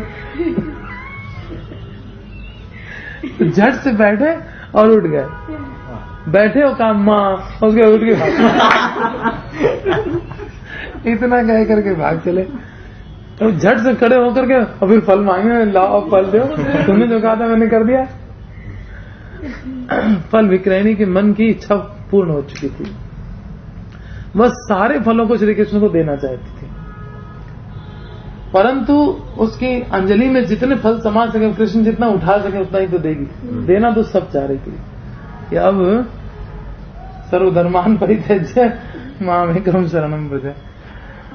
तो फल समा सके, यत् करोसि यदश्नासि यज्जुहोसि ददासि यत् तपस्यसि कौन्तेय तत्कुरुष्व मदर्पणम्। सब कुछ दे देना चाहती है। तो कृष्ण जितना उठा सकते थे उतना उसने दे दिया। तो कन्हैया ने फल लेकर घर के आंगन में बैठी माँ यशोदा के आंचल में रख दिए। एक कमाई करके लाया, दे दिए मैया को जाकर के। मैया ने पूछा, लाला ये फल कहाँ मिले? तो श्री कृष्ण ने इशारे से बता दिया, उधर से मिले हैं। माई बैठी है। तो मैया बड़ी आनंदित हुई। उन्होंने वहां उपस्थित सारी गोपियों में फल बांट दिए। किंतु आश्चर्य का विषय था यह था कि फल कम नहीं हुए, मैया बांटती जा रही है। फल वैसे के वैसे रखे, जितने लोगों को बांट दो। पूर्ण से पूर्णमादाय पूर्णमेवावशिष्यते। कृष्ण जब देते हैं किसी को कुछ तो कभी खत्म नहीं होता है। तो ध्रुव महाराज को लोक दे दिया तो ध्रुव महाराज लोक उनका अक्षय है। फल भी बड़े मधुर और सुस्वादु थे, इसे फल भी नहीं किसी ने खाए थे। कृष्ण का टच हो गया, कृष्ण का टच पूतना को हो गया तो उसकी देह से जो अगरू की सुगंध आई। तो अब ये फलों को टच कर दिया भगवान ने, तो कैसे हो गए होंगे। श्री कृष्ण के चले जाने पर फल विक्रयणी को ये देखिए फल प्रकट हो गए। ऑफर करना होगा, ऑफर करना है, लो कर देना।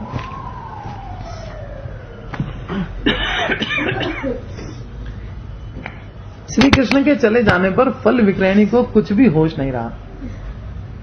उसका चित्र श्री कृष्ण ने चुरा लिया था। I lost my heart.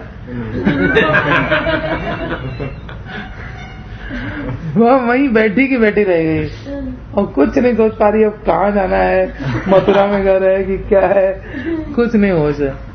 कुछ समय के बाद किसी गोपी के झकझोरे जाने पर वो उठी। झकझोरने के बाद उसे चेतना आई। वह फलों की टोकरी सिर पर उठाकर मथुरा की ओर चल पड़ी।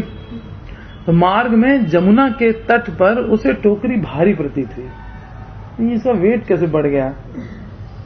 वह उसे उतार कर देखने लगी। ओह, वह टोकरी तो विविध प्रकार के अमूल्य रत्नों से भरी थी। उसने रत्नों को रत्नों समेत टोकरी को जमुना जी की धारा में प्रवाहित कर दिया। हरी बोल। अब क्या करना है रत्नों को? हम तो जो असल धन था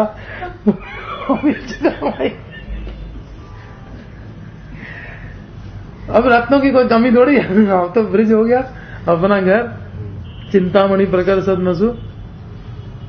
रत्नों की टोकरी को जमुना जी की धारा में प्रवाहित कर दिया और पफक पकक रोने लग गई और कहने लगी कि श्री कृष्ण ने मुझे वंचित कर दिया, मुझे ठग लिया, मुझे खाली ये धन दिया। मुझे नहीं चाहिए, इसको बहा दिया जमुना में। हमको 1 मिनट के लिए खाली गोदे में बैठे आकर के माँ कह करके फल लेके हमको सोना चांदी दे करके चले गए। ठग लिया इसने हमको। तो ठग कैसे लिया? तो ये क्या दे दिया हमको उसके बदले में? तो वो तो इतनी बहुमूल्य रत्न दिए थे। ऐसा कभी कोई सौदा हुआ है किसी को कि सब्जी के बदले में बहुमूल्य रत्न मिले? वही है ना। अब प्रेम की जब लालसा हो जाती है तो फिर रत्न कुछ नहीं होता है ना। ये बात है। माँ बाप जो है वो खूब जिंदगी भर पैसा जोड़ते रहते हैं। बेटी की शादी होती है तो उसमें कितना खर्चा कर डालते हैं, लाखों रुपए ऐसे पानी की तरफ बहा देते हैं। क्यों? प्रेम होता है।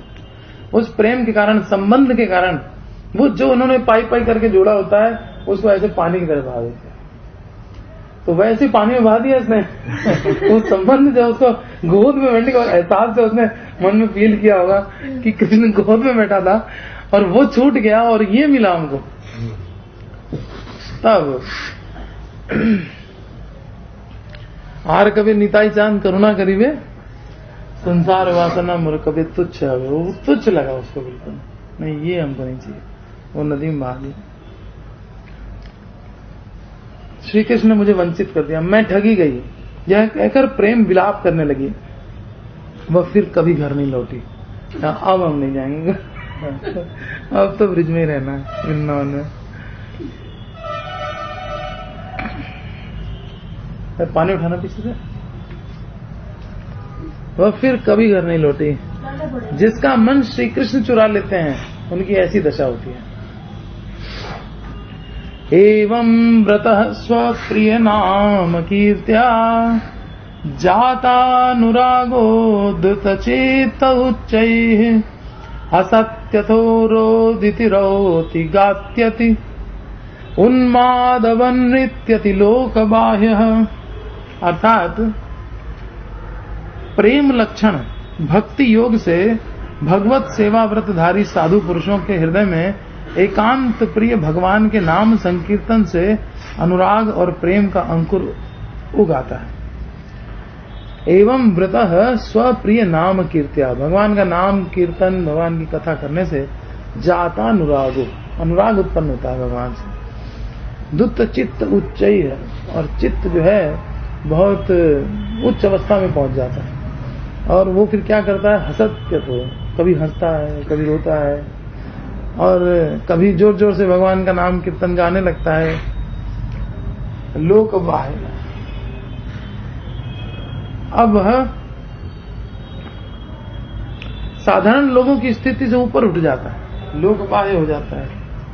लोक लज्जा छोड़कर कभी हंसने लगता है, तो कभी फूट फूट कर रोने लगता है, कभी ऊंचे स्वर से भगवान को पुकारने लगता है, तो कभी मधुर स्वर से उनके गुणों का गान करने लगता है, एवं कभी उनको रिझाने के लिए नृत्य भी करने लगता है।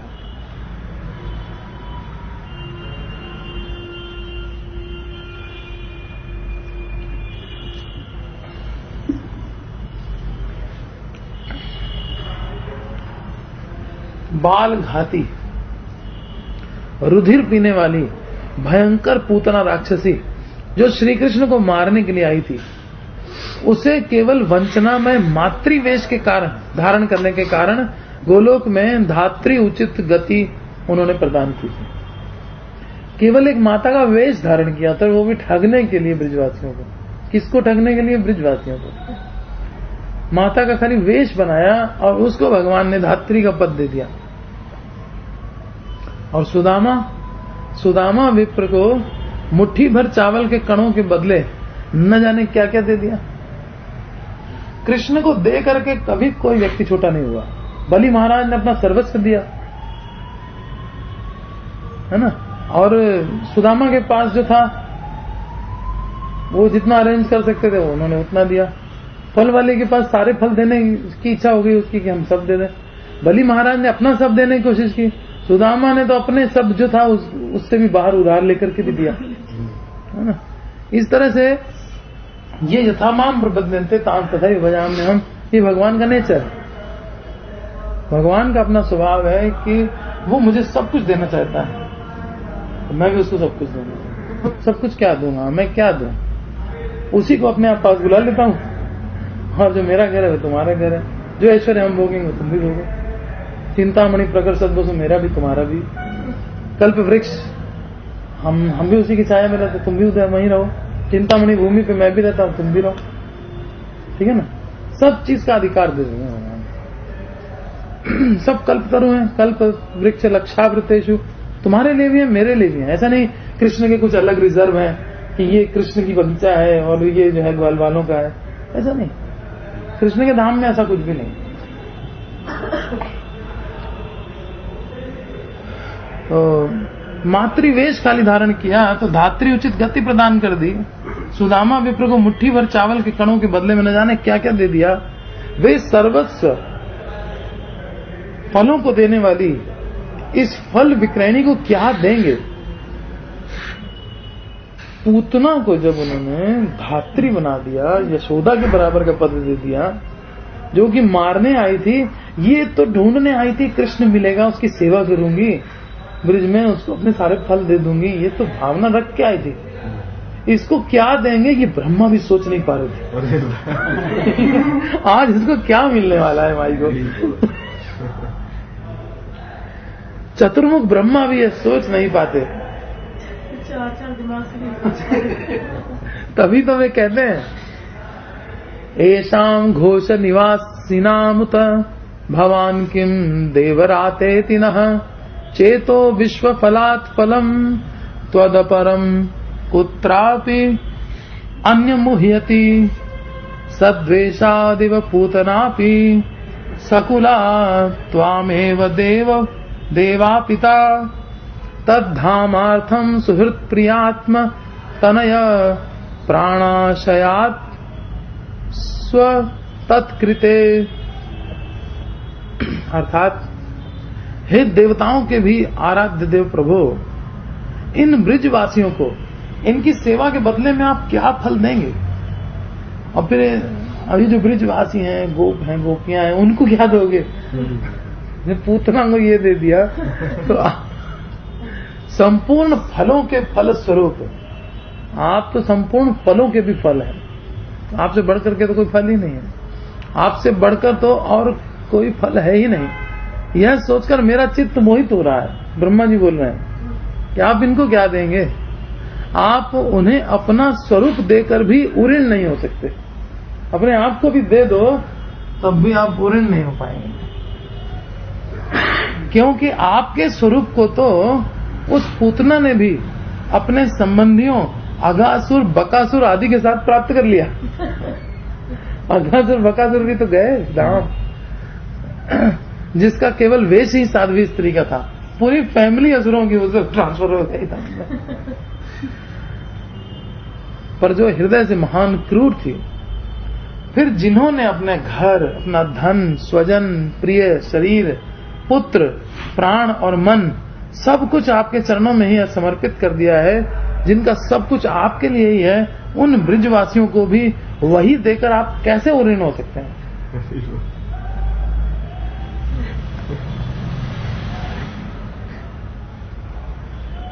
इस प्रकार श्री कृष्ण प्रतिदिन ऐसी सुंदर सुंदर लीलाएं, इति दृक् स्वलीला स्वलीला भी आनंद कुंडे स्वभक्तम निमज्जनतम, अपने भक्तों को निमज्जनतम डुबो देते हैं, और जो ऐश्वर्य ज्ञान युक्त भक्त हैं उनको प्रचार करते हैं कि देखो मैं भक्त के वशीभूत हूं। इस प्रकार श्री कृष्ण प्रतिदिन ऐसी सुंदर सुंदर लीला करके सारी घोष पल्ली को आनंद प्रदान करते हैं।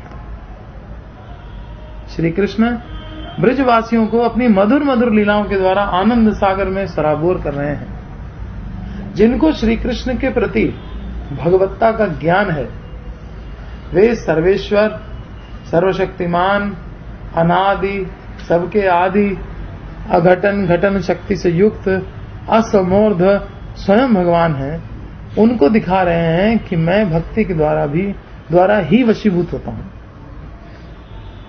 किस भक्ति से वशीभूत होता हूं इसको बता रहे हैं। चतुर्सन में जो भक्ति है, 4 कुमारों में, ध्रुव महाराज में जो भक्ति है, प्रहलाद में जो भक्ति है, नारद जी, उद्धव जी, यादवगण आदि सभी में भक्ति है, किंतु वैसी भक्ति से मैं कभी वशीभूत नहीं होता। प्रहलाद की भक्ति से मैं प्रहलाद के वशीभूत नहीं हो गया। ध्रुव महाराज की भक्ति से कोई वशीभूत नहीं है कृष्ण, यादवगण की भक्ति से वशीभूत नहीं है ना, उद्धव जी की भक्ति से उद्धव के वशीभूत नहीं है, नारद जी की भक्ति से वशीभूत नहीं नारद जी के, उनसे आगे निकलना होगा। गोलोक वृंदावन का टारगेट है। अभी तो ये पहली मंजिल है, तुम तो अभी से घबरा गए।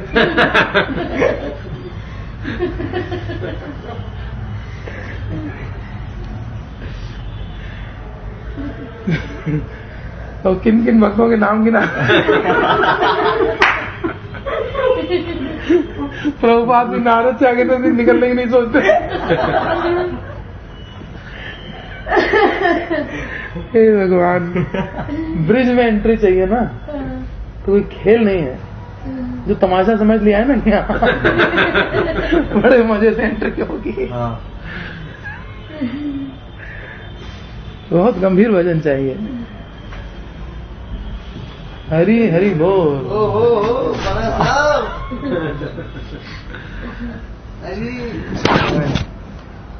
वाञ्छाकल्पतरुभ्यश्च कृपा सिन्धुभ्यश्च पतितानां पावनेभ्यो वैष्णवेभ्यो नमो नमः। वैष्णव ठाकुर श्रील प्रभुपाद की जय, अनंत कोटि वैष्णव वृंद की जय, निताय गौर प्रेमानंद।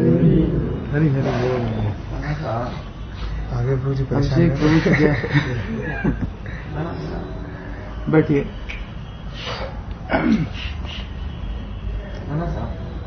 हम लोग एकदम पीक पे स्टोरी चल रही है, तब आप एंट्री हुई है, क्लाइमैक्स अभी है। तो 4 कुमारों में जो भक्ति है, ध्रुव महाराज में जो भक्ति है, प्रहलाद महाराज की, नारद, उद्धव जी, यादवगण आदि सभी में भक्ति है, किंतु वैसी भक्ति से मैं कभी भी वशीभूत नहीं हो सकता। ये सब भक्त मेरे वशीभूत रहते हैं। ऐश्वर्य शिथिल प्रेमे नाही मोर प्रीत, ये ऐश्वर्य से शिथिल भक्ति है। ऐश्वर्य कविराज गोस्वामी की जय।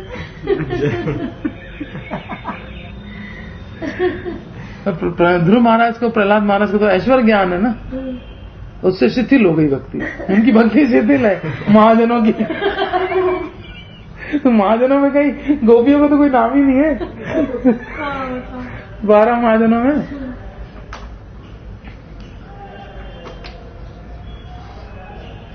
महाजनों ये न गता सा पंथा। हमको ये कहा जाता है कि तुम इन 12 महाजनों को फॉलो करो, तब पहुंचोगे कहां? तब उधर पहुंचोगे।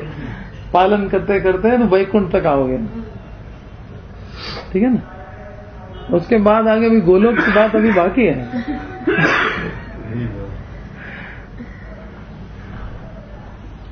तो ऐश्वर्य शिथिल प्रेमे नाही मोर प्रीत, मुझे इंप्रेस नहीं करती वैसी भक्ति। ना ही मोर प्रीत है, मुझे प्रीति नहीं होती उसमें। इसीलिए तो चैतन्य महाप्रभु का अवतार हुआ कि ये सब स्तुतियां करते हैं मेरी, तो इससे मुझे आनंद नहीं आता। ये तो ब्रिजवासी जो भक्त हैं, जो छड़ी लेके हमको दौड़ाते हैं, हमको उसमें मजा आता है। गाली देते हैं हमको, है ना, नचाते हैं हमको, इसमें कितना आनंद है। हमको कंट्रोल करते हैं। ऐश्वर्य शिथिल प्रेमे नाही मोर प्रीत, चैतन्य चरितामृत आदि लीला 3:16। ये वही है चैतन्य महाप्रभु के आविर्भाव जब होने जा रहा है, तभी महाप्रभु ये बोल रहे हैं, कृष्ण बोल रहे हैं गोलोक में बैठ के। वे मेरी स्तव स्तुति करेंगे, हाथ जोड़ेंगे, किंतु ब्रिज के सुबल श्रीराम, मधुमंगल, मैया, बाबा, सर्वोपरि यदि गोपियों की भांति भक्त हो वे वशीभूत होंगे, तब कृष्ण वशीभूत होंगे। और इन गोपियों में भी श्रेष्ठ श्रीमती राधिका जी हैं। राधिका जी की किंकरियों की भांति भक्ति हो तो श्री कृष्ण संपूर्ण रूप से वशीभूत हो सकते हैं। वही मंजरी यहां यही दिखला रहे हैं। अब राधा कृपा कटाक्ष से एक स्तोत्र जो है वो कोट किया है। अनंग रंग मंगल प्रसंग भंगुर भ्रुवाम सविभ्रमं समं भ्रमं दृगंत बाण पातनैः निरंतरम वशीकृत, निरंतर वशीभूत है। किसके? राधा रानी के, कृष्ण। निरंतरम वशीकृत प्रतीति नंदनंदने कदा करिष्यसि हमाम कृपा कटाक्ष भाजनम। वो राधा रानी मेरे ऊपर कब कृपा करेंगी जिनके नंद नंदन निरंतरम वशीकृतम।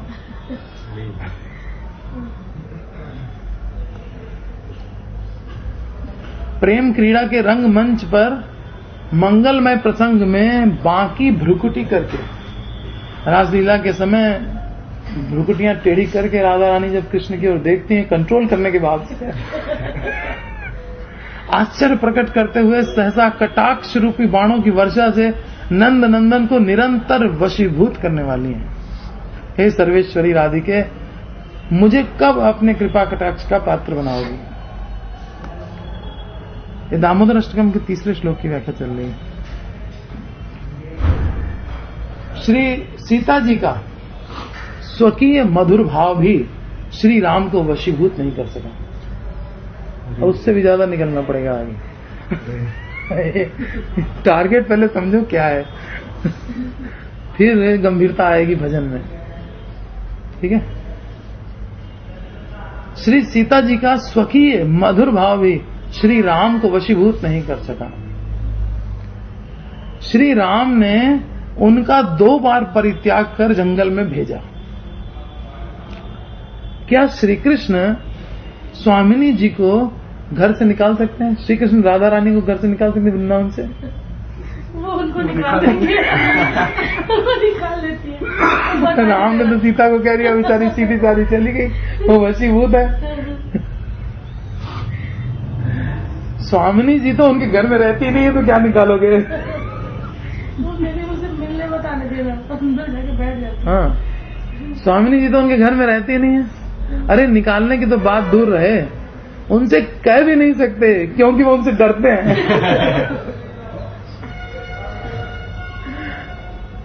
हर समय वो तिरछी आंखें कर ले, वो उसी में डर जाएंगे। क्या कहेंगे उनसे निकलने के लिए? हर समय श्री राधा जी के प्रेम में सने रहने के कारण भयभीत रहते हैं, कहीं मुझसे कोई त्रुटि न हो जाए। उनकी तो बात ही अलग रहे। गोपियां उन्हें नचाना एवं सभी कलाएं सिखाती हैं। प्रिय को नचवत सिखावती प्यारी, मान गुमान लकुट लिए ठारी, डरपत कुंज बिहारी। मान गुमान लकुट लिए ठारी, मान है, गुमान है और हाथ में डंडा है, और डरपत कुंज बिहारी, वो डर रहे हैं।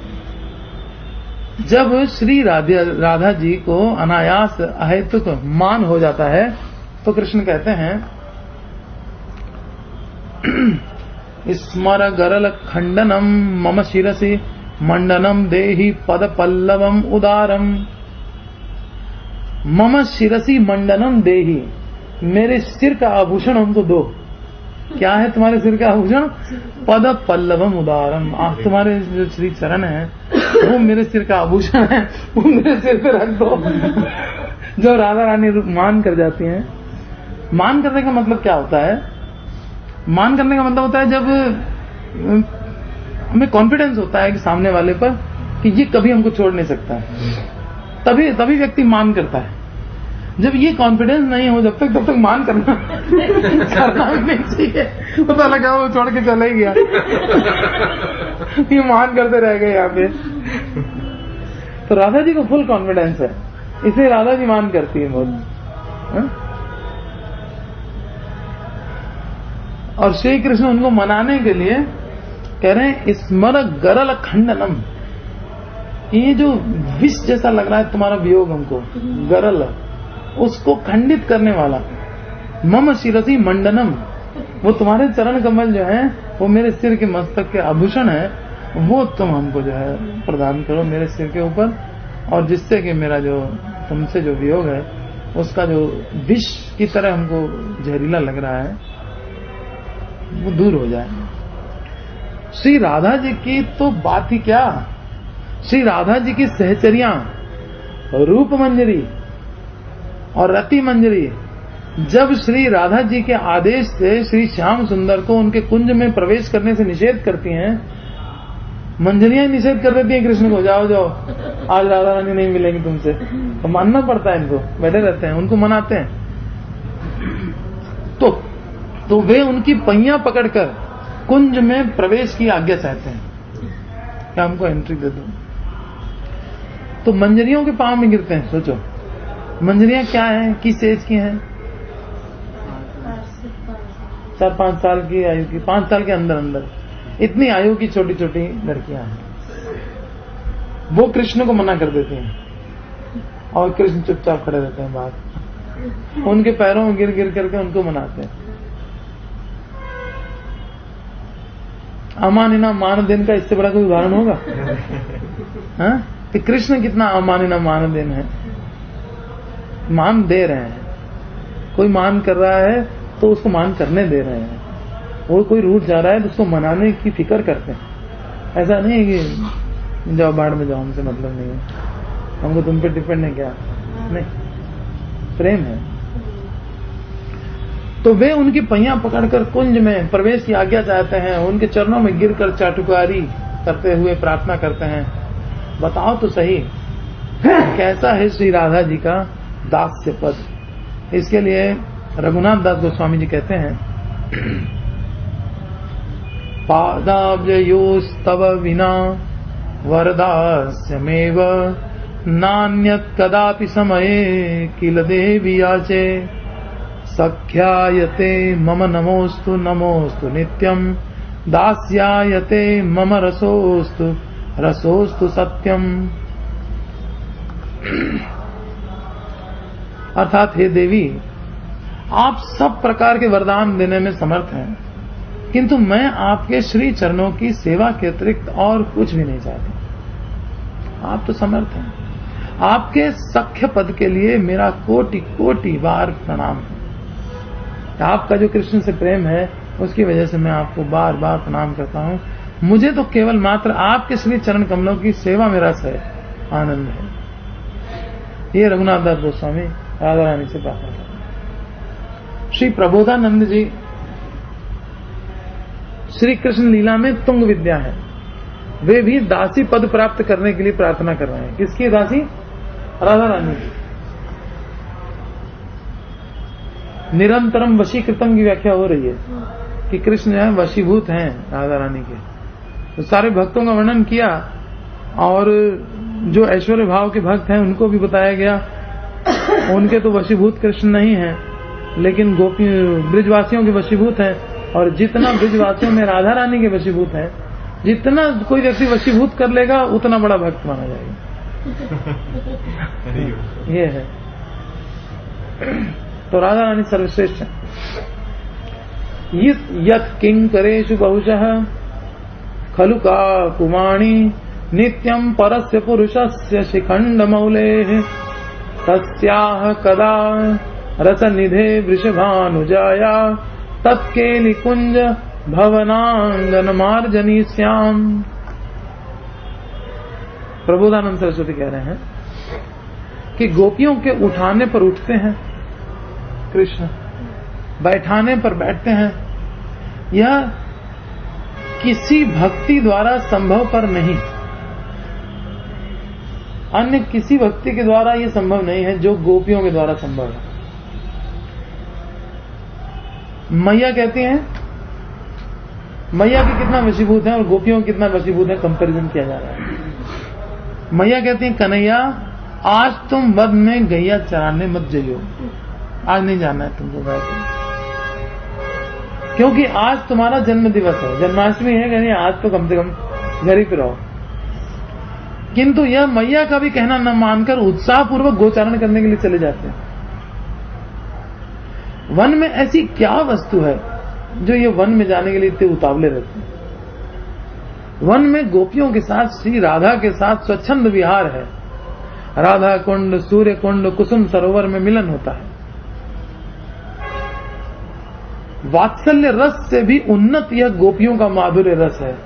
मैया के मना करने पर रुक नहीं रहे हैं और राधा रानी के भ्रुकुटी के इशारे से बैठे रहेंगे जहां का तो कितना वशीभूत है ना। मैया डांट करके मना कर दे तो भी गाय चराने नहीं जाना है तब भी चले जाते हैं। ये अवस्था है। मैया का भी कहना न मानकर उत्साह पूर्वक गोचारण को जाते हैं। वन में ऐसी क्या वस्तु है जो वन में जा रहे हैं? वन में गोपियों के साथ श्री राधा के साथ स्वच्छंद विहार है। राधा कुंड, सूर्य कुंड, कुसुम सरोवर में मिलन होता है।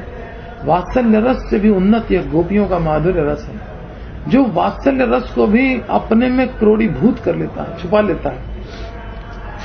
सखाओं के साथ क्रीड़ा, गायों को चराना गौण है। अब सख्य रस से तुलना हो रही है। सखाओं के साथ, सखाओं को भी चरका दे करके और निकल जाते हैं कि जा रहे जरा वो गाय नहीं दिख रही है, पता नहीं कहाँ चली गई है, उसको मैं लेके आ रहा हूँ, तुम लोग यहाँ खेलो। और गाय ढूंढने गए हैं, पता लगा वो राधा रानी से मिलने चले गए। तो सखाओं को भी धोखा देके निकल जाते हैं। वात्सल्य रस से भी उन्नत गोपियों का माधुर्य रस है, जो वात्सल्य रस को भी अपने में क्रोडीभूत कर लेता है। सखाओं के साथ क्रीड़ा, गायों को चराना गौण है। प्रियतमा गोपियों के साथ विहार करना ही मुख्य है। श्रील कविराज गोस्वामी कहते हैं, सखियों के बिना श्री कृष्ण लीला का विस्तार नहीं है।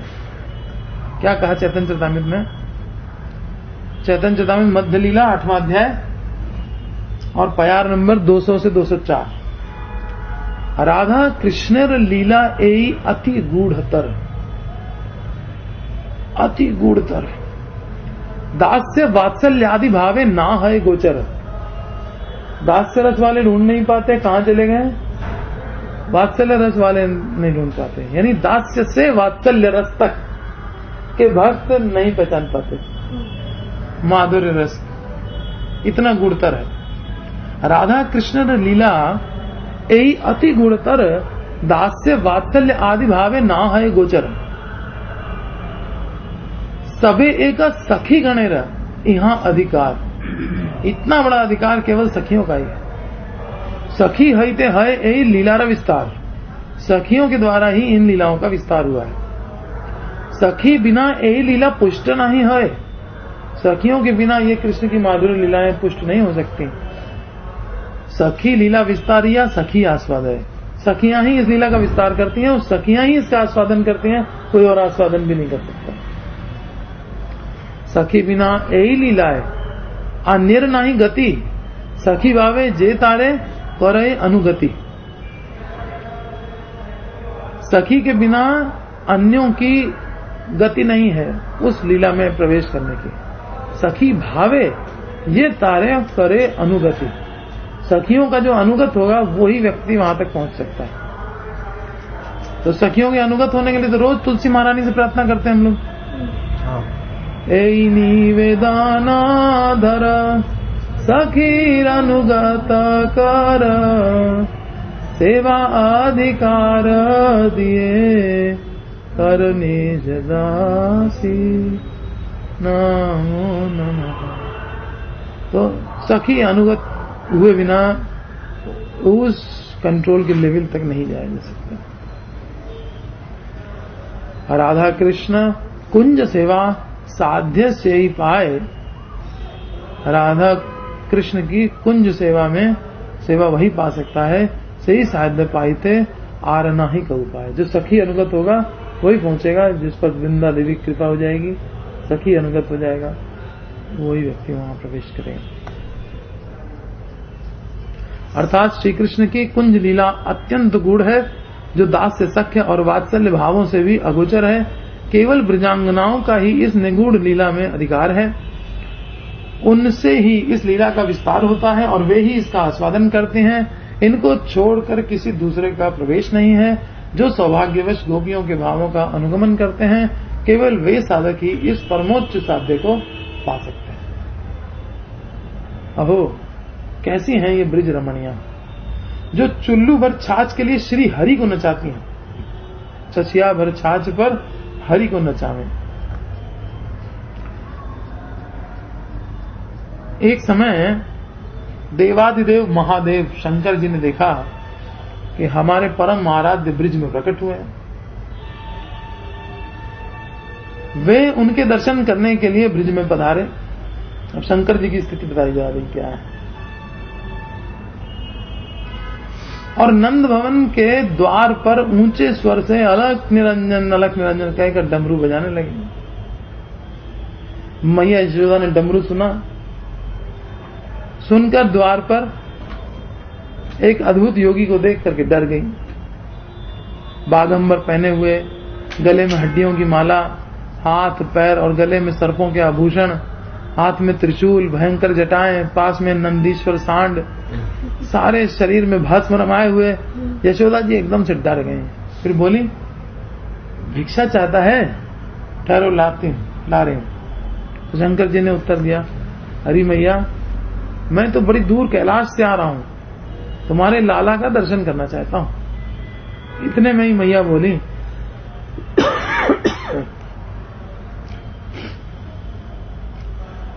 तुझे खाने की पीने की आवश्यकता हो तो ले ले और चला जा। अब शिव जी की कंडीशन यशोदा मैया के सामने क्या है? खाने पीने की जरूरत हो तो ले और जाओ, यहाँ डमरू जोर जोर से मत बजा। सो रहा है।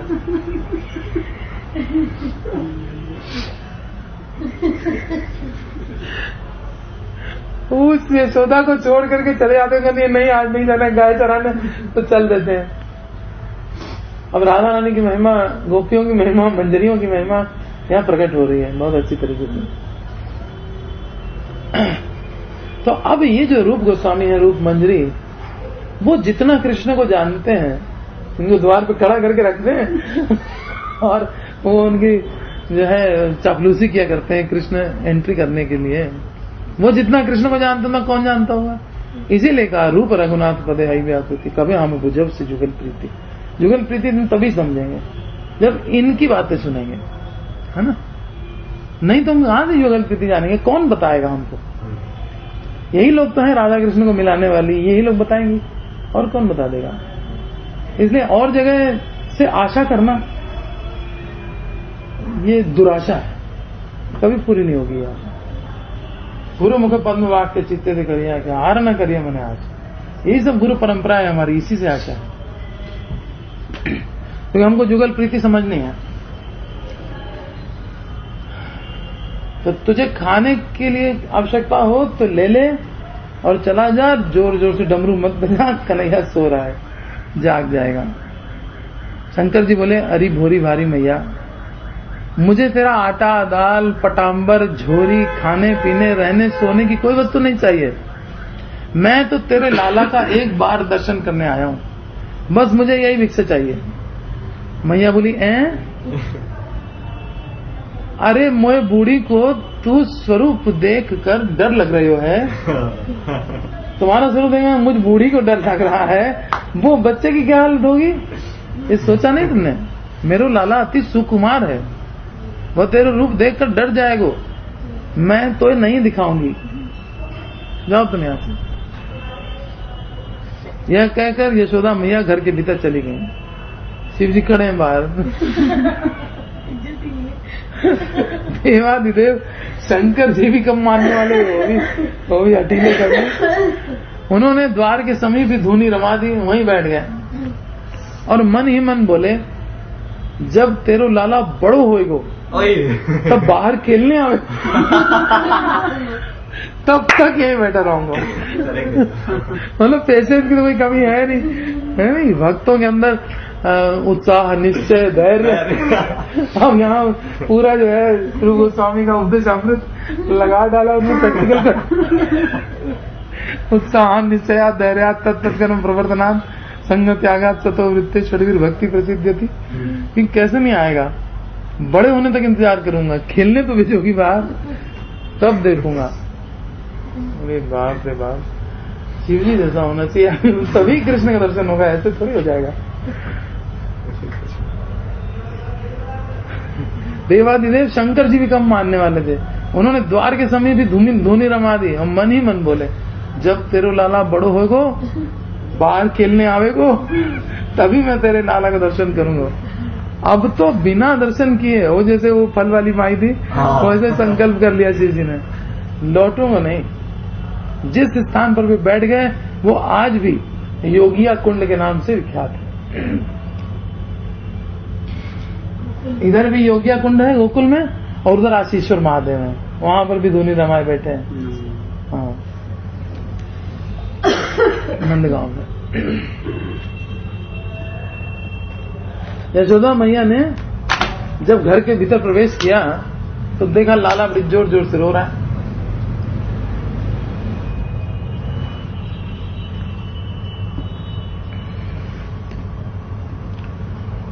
वह किसी प्रकार चुप नहीं हो रहा है। मैया ने अपनी सहेलियों से परामर्श किया। एक प्रौढ़ा गोपी बोली, वह कोई साधारण योगी नहीं है, वो कैलाश से आया है, वह डमरू बजाता है। उसे सुनकर लाला डरकर और भी क्रंदन कर रहा है। तुम्हें अपने लाला को उसे दिखलाने में ही भला है। यशोदा मैया को और कोई भी उपाय नहीं दिखा। तो ऐसा देखकर वो एक काले सूप में, नजर न लग जाए ये योगी पता नहीं कैसा है, काले रंग का सूप लिया, उस काले रंग के सूप में लाला को सुला दिया और काले कपड़े से सर्वांग ढक दिया और केवल मुख थोड़ा सा खुला रखा। नेत्रों में लंबा काजल लगाया ऐसा डेकोरेट किया कृष्ण को। नेत्रों में लंबा काजल लगा करके माथे पे काला टीका लगाया। अब लेके चली बाहर लाई और एक झलक दर्शन है, आया देख ले वो दिखाया वो लेके बस बहुत हो गया। अब जहां से यहाँ से डमरू बजाना बंद कर, डर रहा है वो डमरू से। एक झलक दर्शन कराकर भवन के भीतर प्रवेश करने लगी। लाला अब चुप हो गया। यह देखकर मैया आश्चर्यचकित हो गई। योगी राज ने कहा, मैया मैं पास ही धुनी रमाऊंगा, यदि तुम्हारे लाला को नजर लगे तो मुझको बुलवा लेना, मैं नून और राई के साथ मंत्र से झाड़ दूंगा, तेरा लाला स्वस्थ हो जाएगा। अतएव जब जब लाला रोता मैया योगिया स्थान से योगी को बुलवा लेती। योगी चलो नंद भवन में, यशोमती मैया तुम्हें बुलावे, किसी को भेजती जाओ बुला लो। वाके लाला को नजर लगी है, तय पे राई नून करवावे। रह रहे योगी नंद भवन में, ब्रिज में वास सदा तू कीजो, जब जब वाको लाला रोवे तब तब दर्शन दीजिए। इस प्रकार योगी का जन्म सफल हो गया कि भाई सेवा मिल गई, रोएगा लाला तो चुप कराने की सेवा मिली है। एक बार यशोदा मैया रात को कन्हैया को लेकर थपथपाती हुई एक कहानी सुनाकर सुला रही थी। तो श्लोक ये है, इति दृक् स्वलीला वीरानंद कुंडे स्वघोषम। अपने जो उनके प्रेमी भक्त हैं उनको आनंद के कुंड में निमज्जनतम, पूरा नहला रहे हैं भगवान अपनी ऐसी मधुर लीलाओं के द्वारा। और जो ऐश्वर्य ज्ञान से युक्त हैं उनको ये प्रीचिंग कर रहे हैं भगवान कि देखो मैं भक्त के वशीभूत रहता हूँ। उखल से बंद करके यशोदा के प्रेम के द्वारा भक्त वश्यता को दिखा रहे हैं। ऐश्वर्य ज्ञान से युक्त भक्तों को भक्त वश्यता दिखा रहे हैं, और जो ऐश्वर्य ज्ञान विहीन भक्त हैं, शुद्ध भक्त हैं भगवान के, उनको आनंद के समुद्र में डुबो रहे हैं। दो काम कर रहे हैं इस लीला के द्वारा।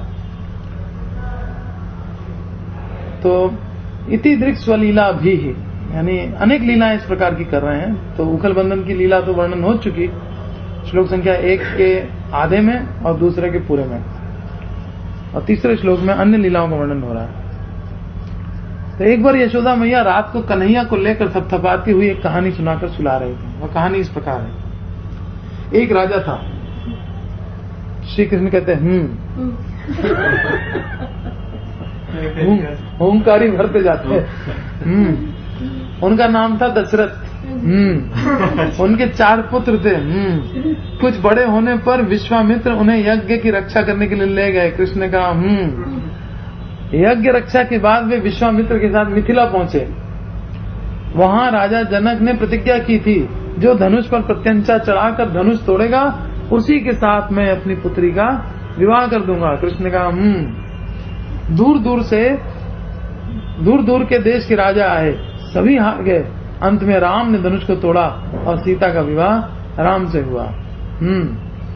उसके बीच बीच में श्री कृष्ण हुंकार भरते जा रहे थे। थोड़ा सा विलंब होने पर भी उत्कंठित होकर पूछते, यशोदा अगर थोड़ी देर चुप रहती, मैया फिर क्या हुआ? फिर मैया कहने लगी, पिता की आज्ञा का पालन करने के लिए राम वन में गए। राक्षस मारीच छल से राम को वन में ले गया। उधर रावण सीता का हरण करके ले गया। रावण सीता का हरण करके ले गया, इतना सुनना था। इतना सुनते ही श्री कृष्ण राम के आवेश में पलंग से कूद कर बोले, लक्ष्मण मेरा धनुष लाओ। और 2 साल का बच्चा कूद करके धनुष लाए। लक्ष्मण धनुष लाओ। तो मैया सोच रही इसको कैसे स्टोरी पता है आगे। मैंने तो कभी बताई नहीं, तुम घर के बाहर जाता नहीं। मेरा धनुष लाओ, कूद करके उठे। श्रील रूप गोस्वामी जी कहते हैं कि ऐसे भाव में विभावित श्री कृष्ण की मैं वंदना करता हूं। एक दिन मैया को अपनी मैया लाला को अपनी मीठी मीठी बातों में लगाकर दही मत रही थी, बातें करती जा रही थी, पास में खड़ा था। तो इतने में मैया किसी कार्यवश अन्यत्र चली गई। लाला की नजर गगरी में पड़ी और गगरी में चंद्रमा का प्रतिबिंब पड़ रहा था। फिर क्या था, मैया के लौटने में जिद करने लगे, मैया मैं तो यह खिलौना लूंगा, मैया मैं तो चंद्र खिलौना ले हूं। मैया ने गगरी से निकालकर एक माखन का लोना भी लो चंद्रमा, यही था। कृष्ण को एकदम मूर्ख समझते हैं और उनको इसी मजा आता है कि हमको इंटेलिजेंट समझे। इंटेलिजेंट तो समझते हैं मत बुद्धि ज्ञान उपवनम से गीता पढ़ने वाले वो कृष्ण को कुछ पसंद होता है, लेकिन मजबूरी है, पहले तो यही पढ़ना पड़ेगा।